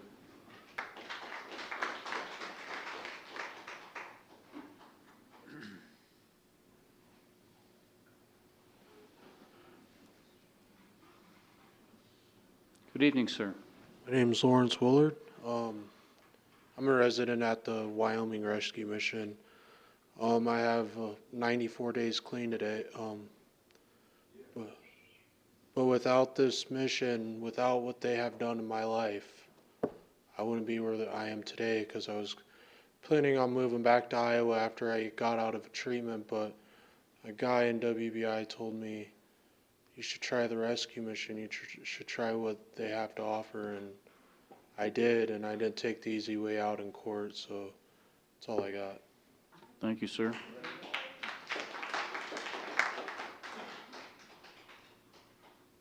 Anyone else here to speak in favor of the issues involving this rezoning? There being no others to speak in favor, I would now ask anyone who is here to speak in opposition to the issues involving rezoning of 221 and 227 North Park Street to please approach the lectern. Is anyone here to speak in opposition? There being no others to speak on this matter, I now declare the public hearing closed. Please read the ordinance by title only. An ordinance approving a zone change of Block 60, Lot 9, and the north 20 feet of Lot 10, and Block 60, west half of Lots 10 through 12, accepting the north 20 feet of Lot 10, Casper Addition subdivision in the city of Casper, Wyoming. Thank you. Please, the chair would entertain a motion to approve on first reading the ordinance just read. So moved. Second. Second. I'm going to go on this side tonight. Moved by Councilman Huber, seconded by Councilman Pacheco, but it was close. Any discussion? Councilman Huber. If I might, I am very pleased to have made or seconded this motion, and I plan to vote for this. I'm compelled to share a story here that's very brief, but you know, when the rescue mission first was moving down there on North Park Street and enhancing that property, I was talking with a real good friend who's a much better human being than I am. And I was lamenting the fact that, you know, that this was just going to turn into a destination resort for transients. And he looked at me and he said he would be proud to have Casper be a destination resort for those in need. And I thought about that, and I've thought about that a lot over the years, and I've thought how correct he was, and really how wrong in my thoughts I was. I am very much in favor, you know, as I think everyone is, of all the good work that you folks do down there. And if it becomes a destination resort, providing services for people from all over everywhere, I'm proud to have Casper do that. Of course, I think we need to take care of our own primarily, but you know, I'm proud of the work that you guys do, and I really offer my congratulations to all of you residents down there and the good work and the hard work that you're doing. Councilman Pacheco. So I too unequivocally support this zoning, rezoning, and the dignity and the human worth of an individual cannot be overstated. And each person, no matter who you are, we all wrestle with our own demons, our own issues. They're to different degrees. Whatever we deal with, when we look in the mirror, we have those issues. And so no other person is better than anybody else. I've always believed that. But every human being deserves compassion, understanding, and love. And I was raised that way by my parents. I was taught that way in my faith, and we continue to do that. We understand that there is homeless issues in this town. But we also know that we have a lot of people that always say, we need to tackle this, we need to do this, we need to fix this. But the question is that we have a place that's doing that. We have people that are here volunteering. We have people that are working that. My hope is that the understanding of you that are here that are going through this trial and fire in your life, that you understand the support of the community, the support of the rescue mission, and more importantly, the support people in our hearts for you guys. And so that's my hope for you. And I know it's a struggle. I understand that it's not easy, but we're here for you with the support in that sense. And so we continue to do that, and we continue to battle every single day. So my compassion, my heart, and my prayers go to you and the service and the ministry that you guys do. Thank you. Mr. Vice Mayor. I just want to thank Mr. Hopkins for the work that you do, because this is the type of work that we do need, not just in Casper, but across the United States. I think you hit the nail on the head with addiction and mental illness and domestic issues as the root cause of a lot of these issues that we see. You know, I've dealt with it myself and my family, where I've seen family members go to prison, jail. And the unfortunate response by the government to these issues is to incarcerate and to put people in the revolving door that is the judicial system. And to me, it's unfortunate. And so we need more people like yourself to step up and take on these challenges, because the government is not equipped to handle it properly. So thank you. Councilman Bates. I got a tour it not that long ago, a month or two ago, which was really awesome. But as I toured it, one thing that that I got to see is that a little boy went from the rescue mission out to catch one of the school buses to get to school. And so I don't know if anybody knows that, but they also take in families. And this little boy would not, he got to get in a vehicle and go. And that was awesome. And thank you to the rescue mission for that boy getting to having a place to stay and helping serve that. So, and the family that was behind it. I don't know, I just got to see that quick glimpse. So thank you. Councilman Walsh. I don't think I got the point across that I wanted to when I was talking to Mr. Hopkins about basically the incorrigible homeless people. They're not the responsibility of the rescue mission. So that didn't come across right. I just want to, when you see people that refuse to get sober, refuse to do the right thing, and are a problem around the city, that is a problem for the police. It's not the responsibility of the rescue mission. They're not coming from there. They make sure that that doesn't happen. So I know that we had the tent city crop up across from their location. It was not sponsored by the mission. So we got two different aspects. One group of people trying to better themselves, one group of people that is going to have to hit rock bottom before they decide to take that path. Thank you for that clarification. I'm sorry, Councilman Friel. And I just want to clarify on the same point. I was not insinuating that the rescue mission by any means was responsible for those people within there. My question really was, do those people come there to receive any kind of help whatsoever? And if so, what are we doing to take care of the situation that they're in right now? Because they clearly are violating the law. So if there's a way of getting them from not doing that and coming to the other side is where I was going with that point. And obviously, it's an incredible resource that you folks provide. And some of the folks that are currently making great strides may have themselves been viewed as incorrigible at one time in their lives and not made good use of services that were available to them. So we just keep reaching out to people regardless of who they are or what they've done. And so I echo the comments. I guess I'd also like to point out that at our last council meeting, we had a business owner come to us and talk to us about the unfilled positions in Casper. And then we have 1,500 jobs in this community that are currently open. And so anyone who would argue that we don't need people coming to Casper, we need people coming to Casper, and we need people getting healthy and getting focused on building their lives and becoming productive citizens, and I believe that's what the mission has done with a significant percentage. No program is ever going to be 100% successful, but this program has had a remarkable track record, and so I encourage you to keep up the good work. Any other discussion? Any amendments to this ordinance? Please cast your vote, and please record the vote. With all members voting aye, motion passed.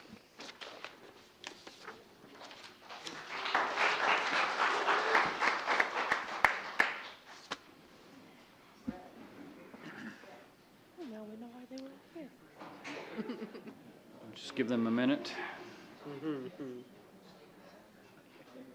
God. Yeah, it's all good. I think it went up on the web too, maybe. Yeah, I don't know. Yeah, I understand she Okay. made it, but I don't know if she made it. I now declare the public hearing open for the consideration of the amendments regarding mobile vendor parking. Mr. City Attorney. Thank you, Mayor. We have one exhibit, exhibit number 1, correspondence from John Henley to the Casper City Council and J. Carter Napier, dated June 12, 2019. Thank you, Mr. City Manager. Mr. Mayor, members of the council, the impetus behind this ordinance is with regard to allow and authorize council to make adjustments in the form of a variance from time to time as requested to do so and as council sees fit. Okay. Council will now listen to public comment. Public hearing comments are limited to 5 minutes and no duplication of speakers. Is anyone here to speak in favor of the issues involving mobile vendor parking? If so, please approach the lectern. There being no one to speak in favor, I would now ask those who wish to speak in opposition to the issues involving mobile vendor parking to please approach the lectern.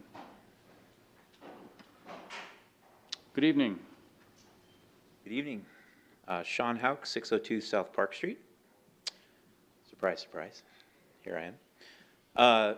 Mr. Mayor and members of council, I'm going to read this because I wanted to have my thoughts organized for you. As most of you know, I have been working with you in good faith through this new, now nearly 2-year MVPP process. And as such, I've been the city's primary customer for the mobile vendor permits. And my company, Frontier Brewing, has already spent thousands of dollars on these permits and the events that they support in downtown Casper. Working with city staff, and specifically Carla, has been overwhelmingly positive, and we are all very lucky to have her. For the most part, getting permits when we need them has been a seamless process, and for that I am most grateful. I'm also grateful for the opportunity to share my perspective with you tonight. As you know, my approach throughout this process has been to seek solutions rather than focus on criticism, but tonight I'm going to cover a little of both, though we'll try to stay solutions focused. That said, I don't think it was fair or legal for this council to entertain a change to the MVPP ordinance ad hoc or on the fly last week in your work session. To be clear, I don't have a problem with the fact that you supported Mr. Taubert's request to basically throw out most of the restrictions imposed on mobile vendors' service hours and frequency, but I do have a problem with the fact that when I recently had a request, a much simpler request by the way, I was required to work through a regular process, which required more than 6 weeks of public hearings. It's simply not fair for this body to treat Mr. Taubert's request any differently than they treated mine. And it's this kind of behavior that fuels the narratives of distrust, favoritism, and conspiracy theories that are floating around on the internet. I don't have to tell you guys that people are upset about how the city has conducted itself in this matter, and inconsistent application of ordinances is not winning you any popularity contests. Complaint done, okay? But I'm not here to just complain about what happened last week. What's done is done. Instead, I'd like to offer another constructive proposal. I'd like to propose an alternative to the ordinance changes that you are considering tonight, which basically just create new loopholes to the existing ordinance that will allow council to subjectively grant exemptions based on no specific criteria.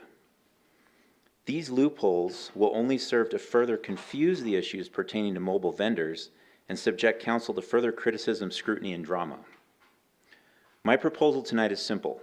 Don't create new loopholes in a law that already is such a flashpoint for criticism and misunderstanding.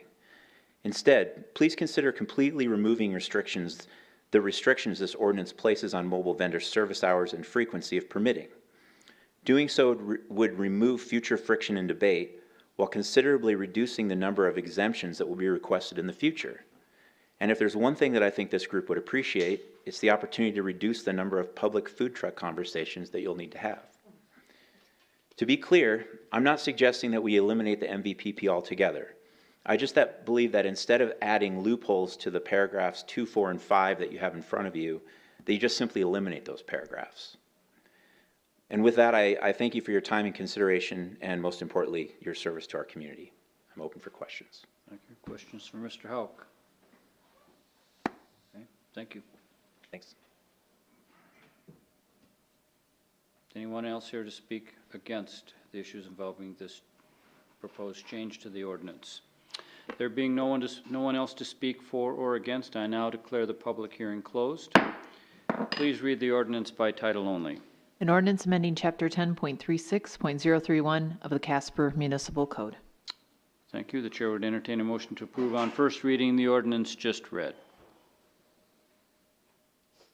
So moved. Second. Moved by Councilman Walsh, seconded by Councilman Bates. Discussion. Councilman Bates. Just as I pointed out, I kind of agree with him. From it, I know 3 of us was not in last year's, but as far as I'm concerned, I have to agree with him. Councilwoman Lutz. I definitely shared the feelings last week that we were pushing something through that wasn't necessarily available to everyone.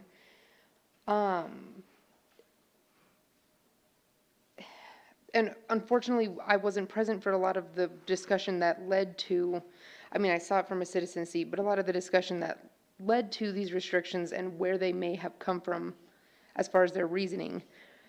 But a handful of the communities that I've talked to, if you buy a permit for downtown, there are no time restrictions or date restrictions or per year restrictions. It's, you just apply for the permit. I think they're 24 hours.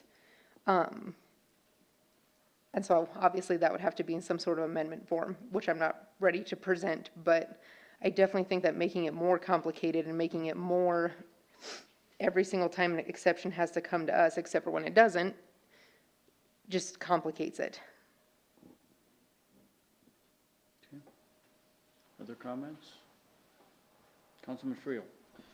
Mr. Mayor, and I don't know what the circumstance was, Sean, with yours, but now with this coming to light, I mean, that wasn't a discussion we had last week, and I kind of agree the fact that it was just kind of a at whim decision that was made during the last week, and I get it, it was during a certain event, but if we held other people to that standard, we certainly shouldn't be going outside of it. So I think I would have made a different decision last week, knowing a little bit more. Councilman Hopkins. Thank you, Mr. Mayor. I know when we started doing this mobile vendor permit routine several years ago, there were some issues that came up back then that have been solved. We had 2 businesses go out of business because, and they told us they probably wouldn't make it. So I think for us to tune up this ordinance, we need to do that. We looked, as I recall, at a number of ordinances. City of Denver, downtown, you don't get them. They're in parks, they're in designated areas, you can't get them. Cheyenne had an ordinance a little before we did. I think it was put on the books a month or 2, I don't recall for sure. They knew they were going to have trouble, and they knew they would have to patch the ordinance. I understand we had a situation that came up very quickly, and I think we took care of it as best we could.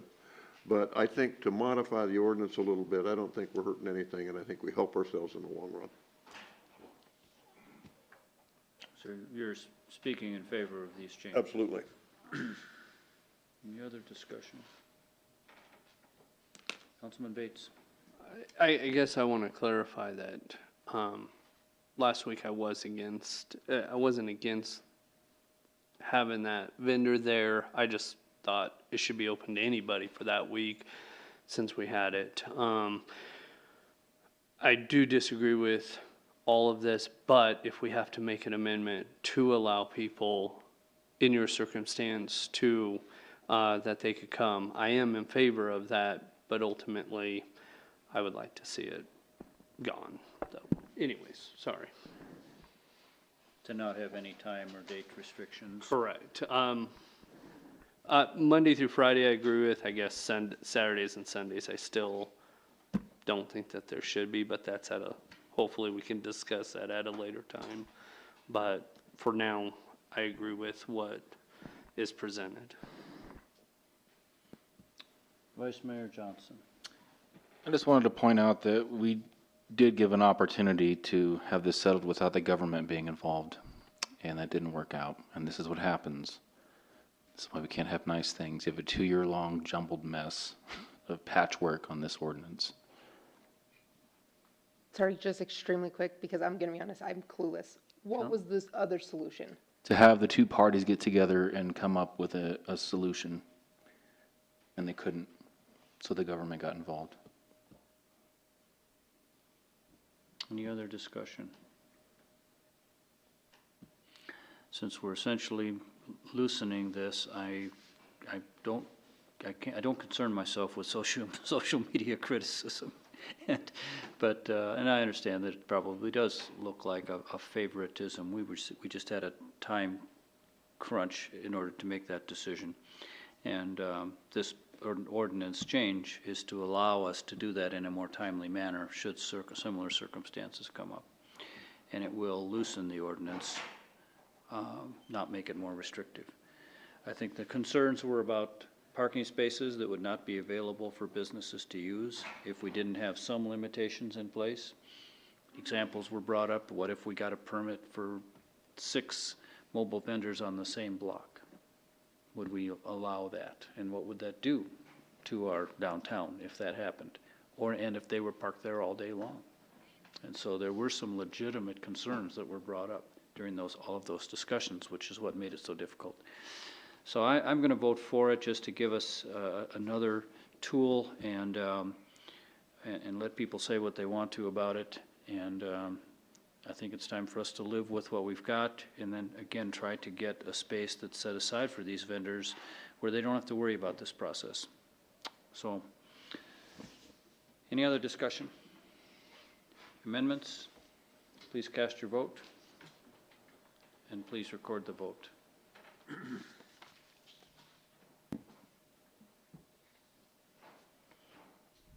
With council members Lutz, Friel, and Pacheco voting nay, motion passed.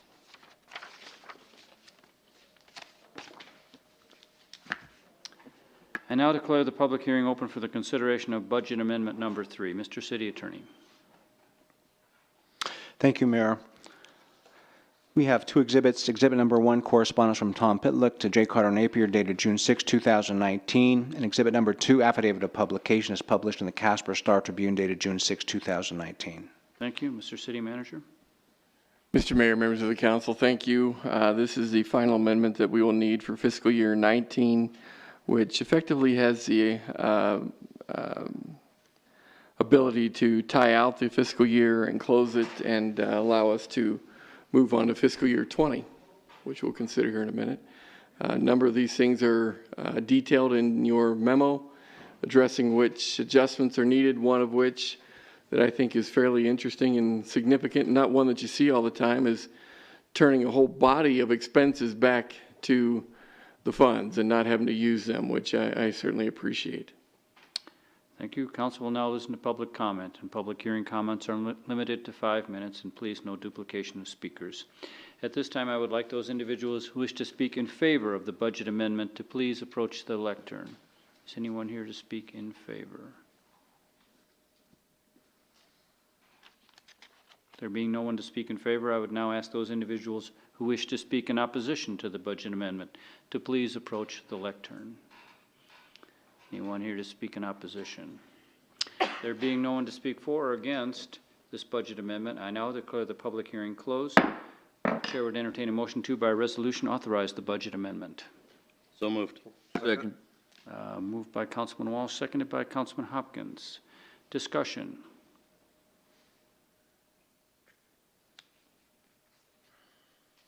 For those of you who haven't had a chance to review it, it's a positive picture. It basically puts us in a position to take care of some needed expenses, and we're pleased to move forward with a balanced budget.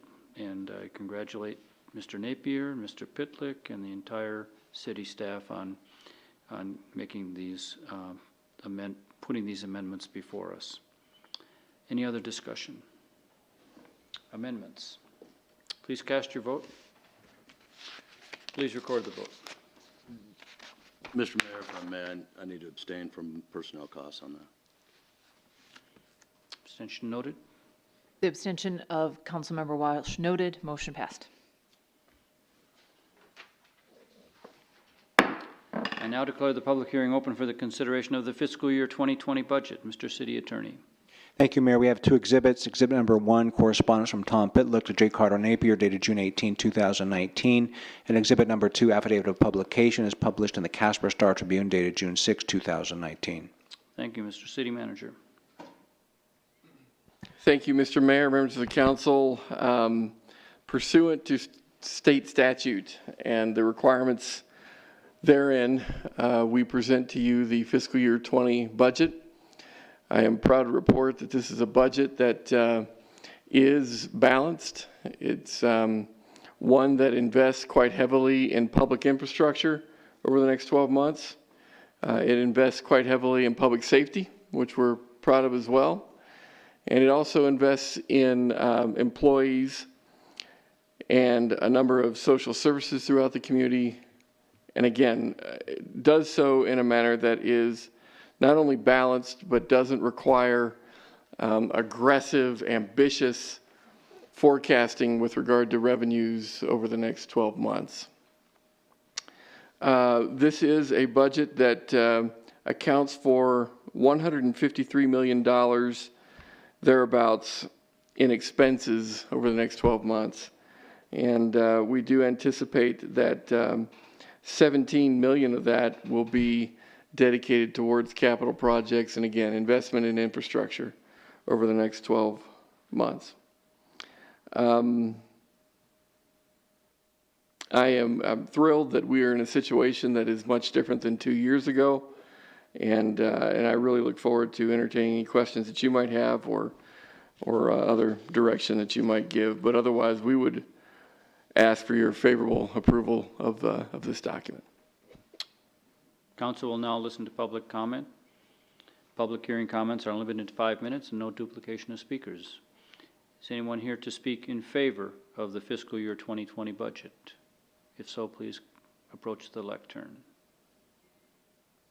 There being no one here to speak in favor, I would now ask anyone who is here to speak in opposition to the fiscal year 2020 budget to please approach the lectern. There being no one to speak for or against the fiscal year 2020 budget, I now declare the public hearing closed. The chair would entertain a motion to, by resolution, authorize the fiscal year 2020 budget. So moved. Second. Moved by Councilman Hopkins, seconded by Vice Mayor Johnson. Discussion. Councilman Hopkins. Thank you, Mr. Mayor. You know, after working with this few years and seeing the process that we go through, I guess I'd just like to take a minute to thank all of the staff that works on this, and I know it probably, for the bottom line is it probably includes every employee that we have in our employ. And for us to come up with the changes we've come up with for general fund requirements, this council has made with some direction from staff and some input from staff to remove some of the things we need to get out of the general fund. And I think that is a really, really good move. We have made a conservative projection on capital expenditures. This year we're going to come out a little bit ahead on some of our tax revenues from a 1 cent. But it just points out the fact that communities in Wyoming are very, very dependent on what the legislature allows us to do. And I would certainly encourage everybody that's out there in TV land and here that we need to encourage the legislatures to give the cities a little more right to control their own destiny. That would be helpful in the long run and the short run, especially for smaller cities. So with that, I'll certainly support the budget. Other comments? Any other discussion? I would also like to echo my comments from earlier toward Mr. Napier and his staff. We have, Councilman Hopkins and I have been here for the roller coaster ride of the past 8 years, and gone through the meetings where a very serious discussion of depleting reserves took place, where significant reductions in staff were required, where we put in an early retirement program that basically made it in people's best interest to end their careers with the city and essentially have some of the more expensive staff members move toward retirement. Those were all difficult things that we had to go through. I would also like to point out that not only is it a balanced budget, but it's a budget that is balanced after we took a $1.7 million hit through a clerical error that was made 4 or 5 years ago, and a health insurance fund that was upside down as our claims history dramatically changed. And so all of those things happened, and yet we are still in the black and heading toward having a full reserve of 120 days, which is where we should be. So congratulations, well done, and obviously we need to stay conservative with our expenditures, but it's a much different picture than we were, as you pointed out, a couple years ago.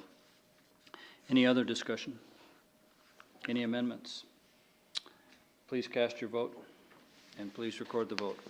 Your Honor, I'll make the same abstention on personnel costs.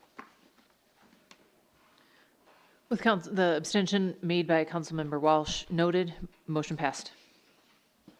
I now declare the public hearing open for the consideration of the issuance of restaurant liquor license number 40. Mr. City Attorney. Thank you, Mayor. We have 5 exhibits. Exhibit number 1, correspondence from Fleur Trummel to J. Carter Napier, dated May 20, 2019. Exhibit number 2, affidavit of publication, is published in the Casper Star Tribune, dated June 10, 2019. Exhibit number 3, affidavit of website publication, is published on the City of Casper website, dated May 21, 2019. Exhibit number 4, affidavit of notice of conspicuous posting pursuant to Wyoming Statute 12-4-104A, is posted at 1120 East 12th Street, dated May 21, 2019, and exhibit number 5, liquor license application filed May 17, 2019. Thank you. Mr. City Manager. Mr. Mayor, members of the council, this is a new restaurant liquor license that is planned to be located at 1120 East 12th Street, which, as I understand it, was not a restaurant facility prior to coming in, at least immediately prior to this new restaurant coming into business. And beyond that, Mr. Mayor, we would request favorable consideration. Thank you. At this time, I would ask those individuals who wish to speak in favor of restaurant liquor license number 40 to please approach the lectern.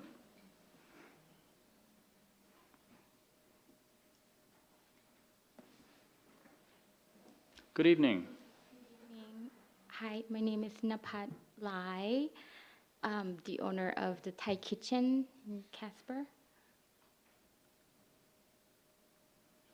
Welcome. Okay, welcome. Does anyone have any questions for Ms. Lai? Yeah. Okay.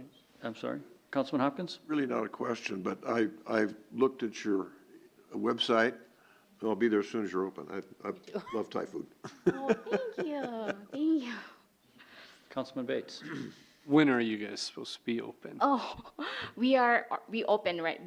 Today's our 6 days of been opening without liquor, just food. Oh, you are open? Yep, we are. It's been very busy. I very appreciate everyone that came by. I'll see you tomorrow. Oh, thank you. Can you tell us what was in the building before so we can kind of get it located in our minds? In the building, it used to be, it's called Prairie Wind Gallery, and it was closed down a few years ago, I believe 4 years ago. It's been empty ever since. You guys, what is the cross street? I think before that it was a sewing shop. 12th near Melrose. Right. Oh, right, okay, right by the gas station there. Ah, okay, okay. Second building on the left, yeah. So Councilman Bates can find you tomorrow. Oh, yeah. I will be So, there Great, tomorrow yeah, at we'd lunch, love I to see guarantee you. Yeah, thank you. So any other questions for Ms. Lai?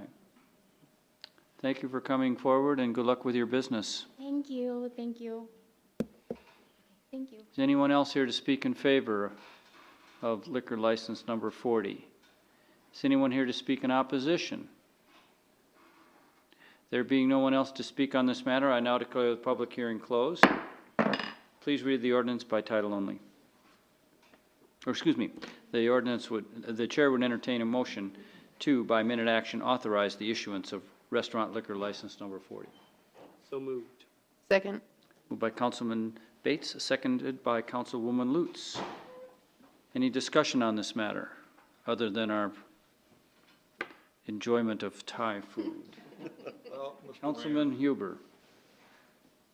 Ma'am, with all apologies, I will probably not be there, but that's only because my personal taste does not run towards that type of food. But I wish you well in your new business. Sometimes you just have to stretch yourself, Councilman. I've stretched. Try everything once. Any other discussion? Any amendments? Please cast your vote. And please record the vote. With all members voting aye, motion passed. Good luck. Council will now discuss the ordinance amending the municipal code pertaining to site plans. This item will be open for public comment and for discussion by council. Please read the ordinance on second reading by title only. An ordinance amending section 17.12.150 of the Casper Municipal Code pertaining to site plans. Chair would entertain a motion to approve on second reading the ordinance just read. So moved. Second. Moved by Vice Mayor Johnson, seconded by Councilman Walsh. Council will now listen to public comment. Is anyone here to speak on the amending the municipal code pertaining to site plans? For or against? There being no one to speak on this matter, I now declare the public hearing closed. Any discussion? Any amendments? Please cast your vote. And please record the vote. Mine didn't catch? Okay. With all members voting aye, motion passed.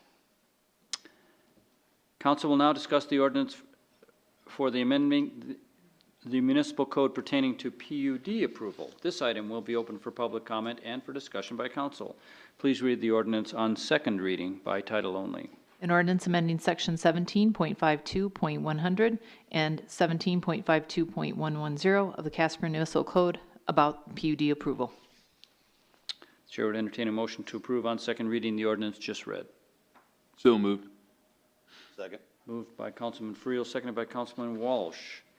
Council will now listen to public comment. And again, public comments are limited to 5 minutes. Is anyone here to speak on the municipal code PUD approval amendments?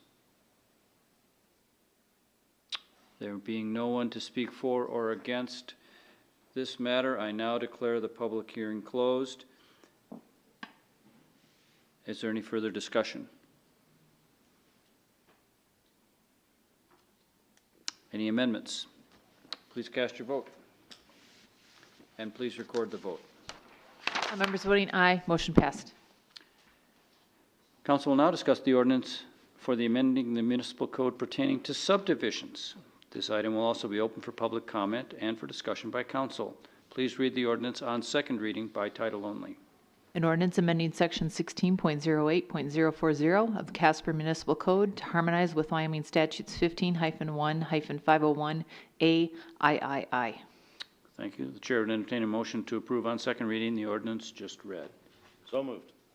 Second. Moved by Councilman Walsh, seconded by Vice Mayor Johnson. Council will now listen to public comment.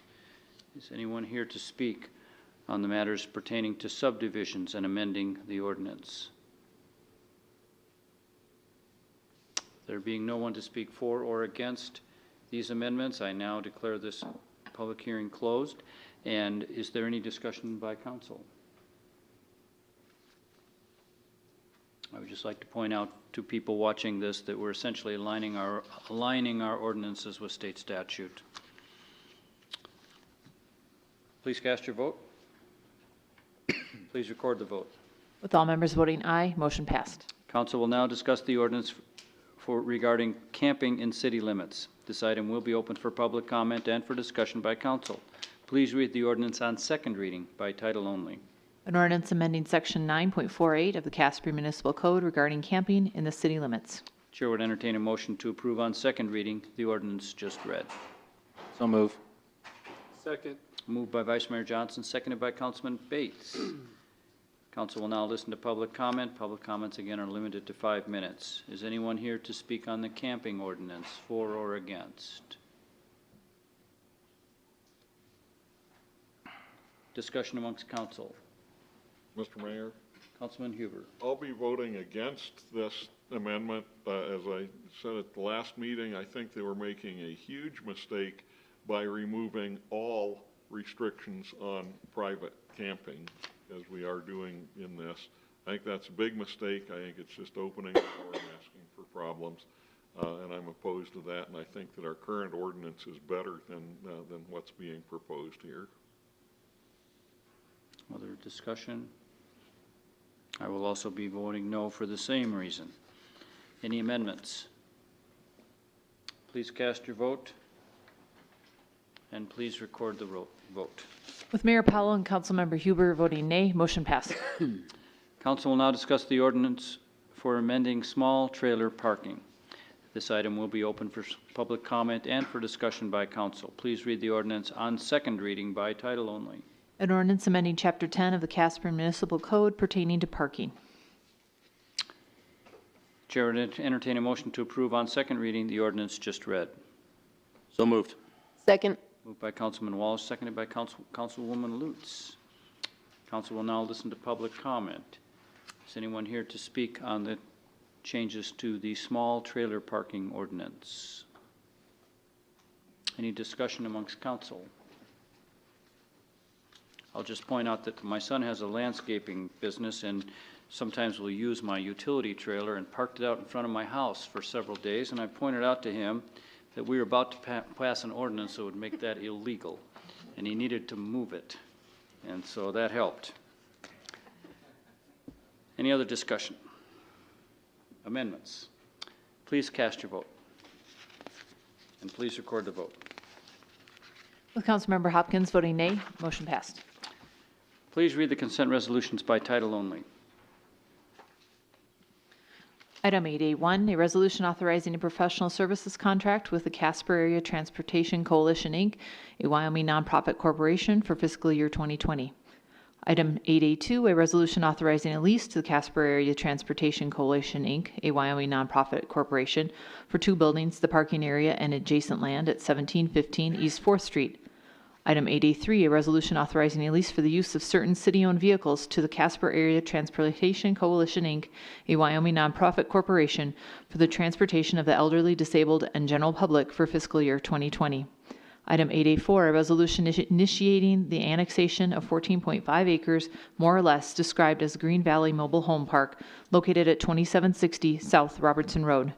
Item 8A5, a resolution authorizing Amendment Number 1 to the cooperative agreement between the Wyoming Department of Transportation and the City of Casper for construction activities related to the Interstate 25 and Casper Marginal Beautification Project. Item 8A6, a resolution authorizing Amendment Number 1 to the Wyoming Water Development Commission grant for the East Casper Zone 3 Water System Improvements Project. Item 8A7, a resolution authorizing a revocable license agreement with Energy Property Holdings for water and sewer services across city-owned property. Item 8A8, a resolution authorizing an agreement with Long Building Technologies for the city facilities security door upgrades project. Item 8A9, a resolution authorizing an agreement with Crown Construction LLC for the 2019 Platte River Trails Replacements Project. Item 8A10, a resolution authorizing an agreement with Car Coatings LLC for the North Park Tank Exterior Painting Project. Item 8A A11, a resolution authorizing a procurement agreement with SP Kinney Engineers, Inc. for a Kinney Model A1 automatic self-cleaning strainer for use at the Sam H. Hobbs wastewater treatment plant. And item 8A12, a resolution authorizing the levying of 8 mills property tax by the Natrona County Assessor on behalf of the City of Casper. Chair would entertain a motion to adopt the consent resolutions just read. So moved. Second. Moved by Councilman Friel, seconded by Councilman Walsh. Do you have anything you'd like to explain, Mr. City Manager, about any of these consent resolutions? Thank you, Mr. Mayor. Just a couple quick things, if I may. One of which is with regard to CATSI. It's this time of year where we renew our relationship with CATSI as the operator of our public transit system. And these consent resolutions that you are hearing tonight will do just that. The other thing, though, that I want to make clear is with regard to the Green Valley Mobile Home Park. You are passing a resolution this evening on that matter as well. That is simply to formally direct us to get the process started. This does not replace the public hearing. This does not replace the ordinance process. This is only a first of many steps that need to be taken to have that formal consideration happen. Thank you. And while we don't normally have discussion, the mill levy issue is directly relevant to Councilman Hopkins' message earlier, where we are constrained in the state constitution, really, to the number of mill levies that the city can obtain. One of the many restrictions we have. Any abstentions or nay votes to these consent? Councilman Walsh. No on number 9. Any other abstentions or nay votes? Please cast your vote, and please record the vote. With Councilmember Walsh voting nay on item 9, motion passed. Please read the consent minute action titles. Item 9A1, authorizing the sole source purchase agreement with Core and Maine for the purchase of Neptune water meters and meter registers. Item 9A2, authorizing the discharge of uncollectible accounts receivable balances from Omni. Item 9A3, authorizing the discharge of uncollectible accounts receivable balances aged between the date of January 1st and March 31st, 2014, including a more recent bankruptcy. Item 9A4, authorizing the purchase of 1 new side-loading 27 cubic yard sanitation truck from CMI TECO for use by the solid waste section of the Public Services Department. Item 9A5, authorizing the purchase of 1 new front-end loader from Wyoming Machinery for use by the solid waste section of the Public Services Department. And item 9A6, authorizing the purchase of 1 new fuel supply trailer from Ameritech Equipment Corporation to be used in the solid waste section of the Public Services Department. Thank you. The chair would entertain a motion to approve the consent minute action agenda items just read. So moved. Second. Moved by Councilman Hopkins, seconded by Vice Mayor Johnson. Any abstentions or nay votes? Please cast your vote. And please record the vote. You didn't come through, Bob. Did we get everybody?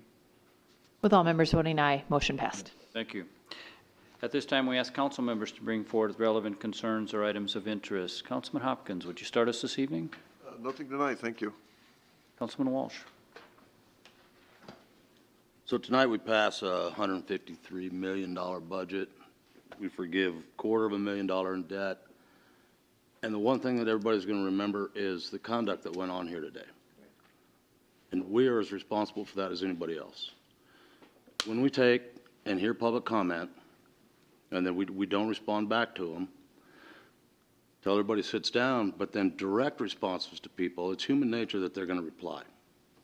So we either have to go back to the old way we were doing it or make a concerted effort not to direct comments straight at somebody that's in the audience and start a fight. I don't know if you saw how mad this audience got, how keyed up that the police department had to get because it was starting to be a problem over a very insignificant issue. And this is us. We created that. And think of the impact of what we actually voted on tonight and the ridiculous episode that was created here. I can't even begin to explain my frustration. And we listened to Mr. Pat has been in here on a topic that seems like it should not last, but I think part of the reason that it's lasting is because we can't put the shovel down when someone says, where did this come from? We have to rationalize bad mistakes.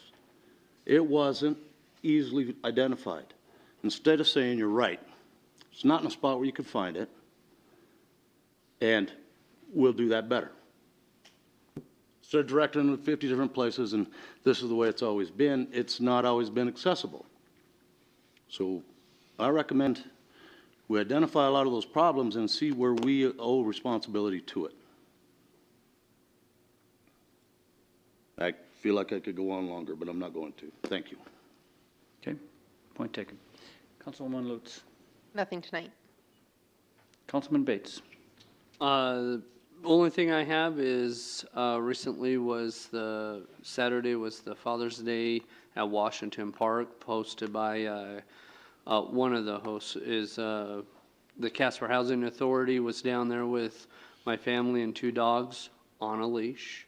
And if I remember right, they said that they bought 2,500 hot dogs, 2,500 hamburgers, and in 3 hours they were almost out. That's how many people were there at Washington Park. Our community was there.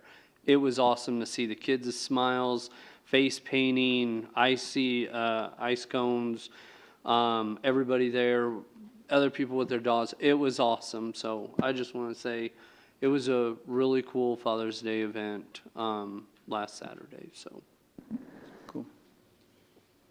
Councilman Pacheco. Nothing tonight. Councilman Huber. Mr. Mayor, I do have a couple of things. First of all, last week the municipalities convention up in Sheridan was a great function, very profitable, really good sessions and everything. I highly recommend to everybody to partake of those training sessions at any opportunity. On Saturday, it was my honor to represent the city at the Juneteenth celebration. That's the commemoration of June 19th, which is when the people of Texas learned that after the conclusion of the Civil War, learned that slavery had been abolished, even though the Civil War had been over for some time before that, because of how long it took with communication back then. That was that. And it reminded me that really and truly, until there is guarantee of freedom and equality for everybody, none of us are really free. I was really pleased to be there to represent the mayor and the city and read that proclamation.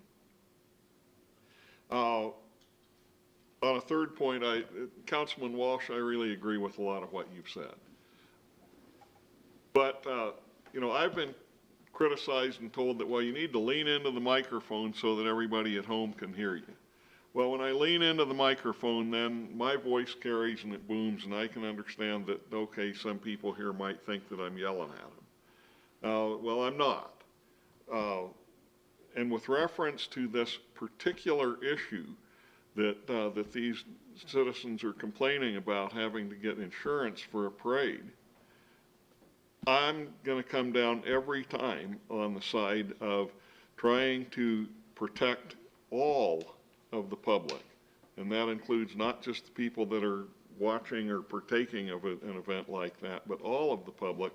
In the event that there's a tragedy and somebody gets hurt, who's going to pay for it? Who's going to pay for their hospital bills and the damage that can be done and everything? And I'm sorry if these people are unhappy when I stand here and say that this is not some new requirement that was just cooked up recently and imposed on them and had never been imposed on anyone else before. But my personal knowledge is that that's not the case, is that it has been in place for a long time. Now, maybe it hadn't been imposed and enforced as uniformly as probably it should have been, but when I know that something is inaccurate, I'm going to speak up about it. And if they don't like the fact that anyone is speaking in opposition to what they think is the case, well, I can't help that.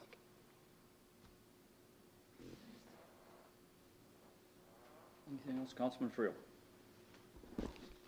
Nothing. Vice Mayor Johnson. I think I agree with Councilman Walsh, more on the process of the public hearing. I understand what you were trying to do with changing it, but I think some public comment does warrant an immediate response and give them an opportunity to ask questions or respond. Because I think the perception is that we're going to take on what they have to say and then not give them an opportunity when we, especially when you're directing a comment right at the person, and as you say, that's going to be the natural reaction to respond. So I think we should go back to the old way of how we were doing things. Mr. Mayor, if I might just add, if it seemed that I was directing comment at anybody, I wasn't. Obviously, I was directing it at those people that were worried about that. But, that's directing it at the issue, not at individuals. If it seemed like I was aiming it at individuals, I didn't intend it that way. I did. And I had gotten tired of, he had said things about us behind her, right over here, and I stand behind that. And I will continue to defend this council, our integrity, every time. Anything else, Mr. Vice Just Mayor? the perception, there's a perception that we're not allowing them to respond. I think it's a perceptual problem. I understand what everybody's frustration is. I get it. I'm not saying I agree with them or disagree with them on the issue. I don't think it's blown up bigger than what it needs to be. Okay. All right, we can always go back, if that's what the will of the council is. So, and I would like to echo Councilman Huber's remarks about the WAM conference. It is a fine organization, and again, encourage you to all to consider attending. You will develop relationships with people around the state that have similar problems, and they're all serving for the right reasons. The next meetings of the City Council will be a work session to be held at 4:30 p.m. Tuesday, June 25th, 2019 in the Council's meeting room, and a regular Council meeting to be held at 6 p.m. Tuesday, July 2nd, 2019 in the Council chambers. The Chair would entertain a motion to adjourn, and I would like you to note that there is not an executive session tonight. So moved. Moved by Vice Mayor Johnson, seconded by Councilman Walsh. Please cast your vote. Please record the vote. All members voting aye, motion passed. Meeting is adjourned.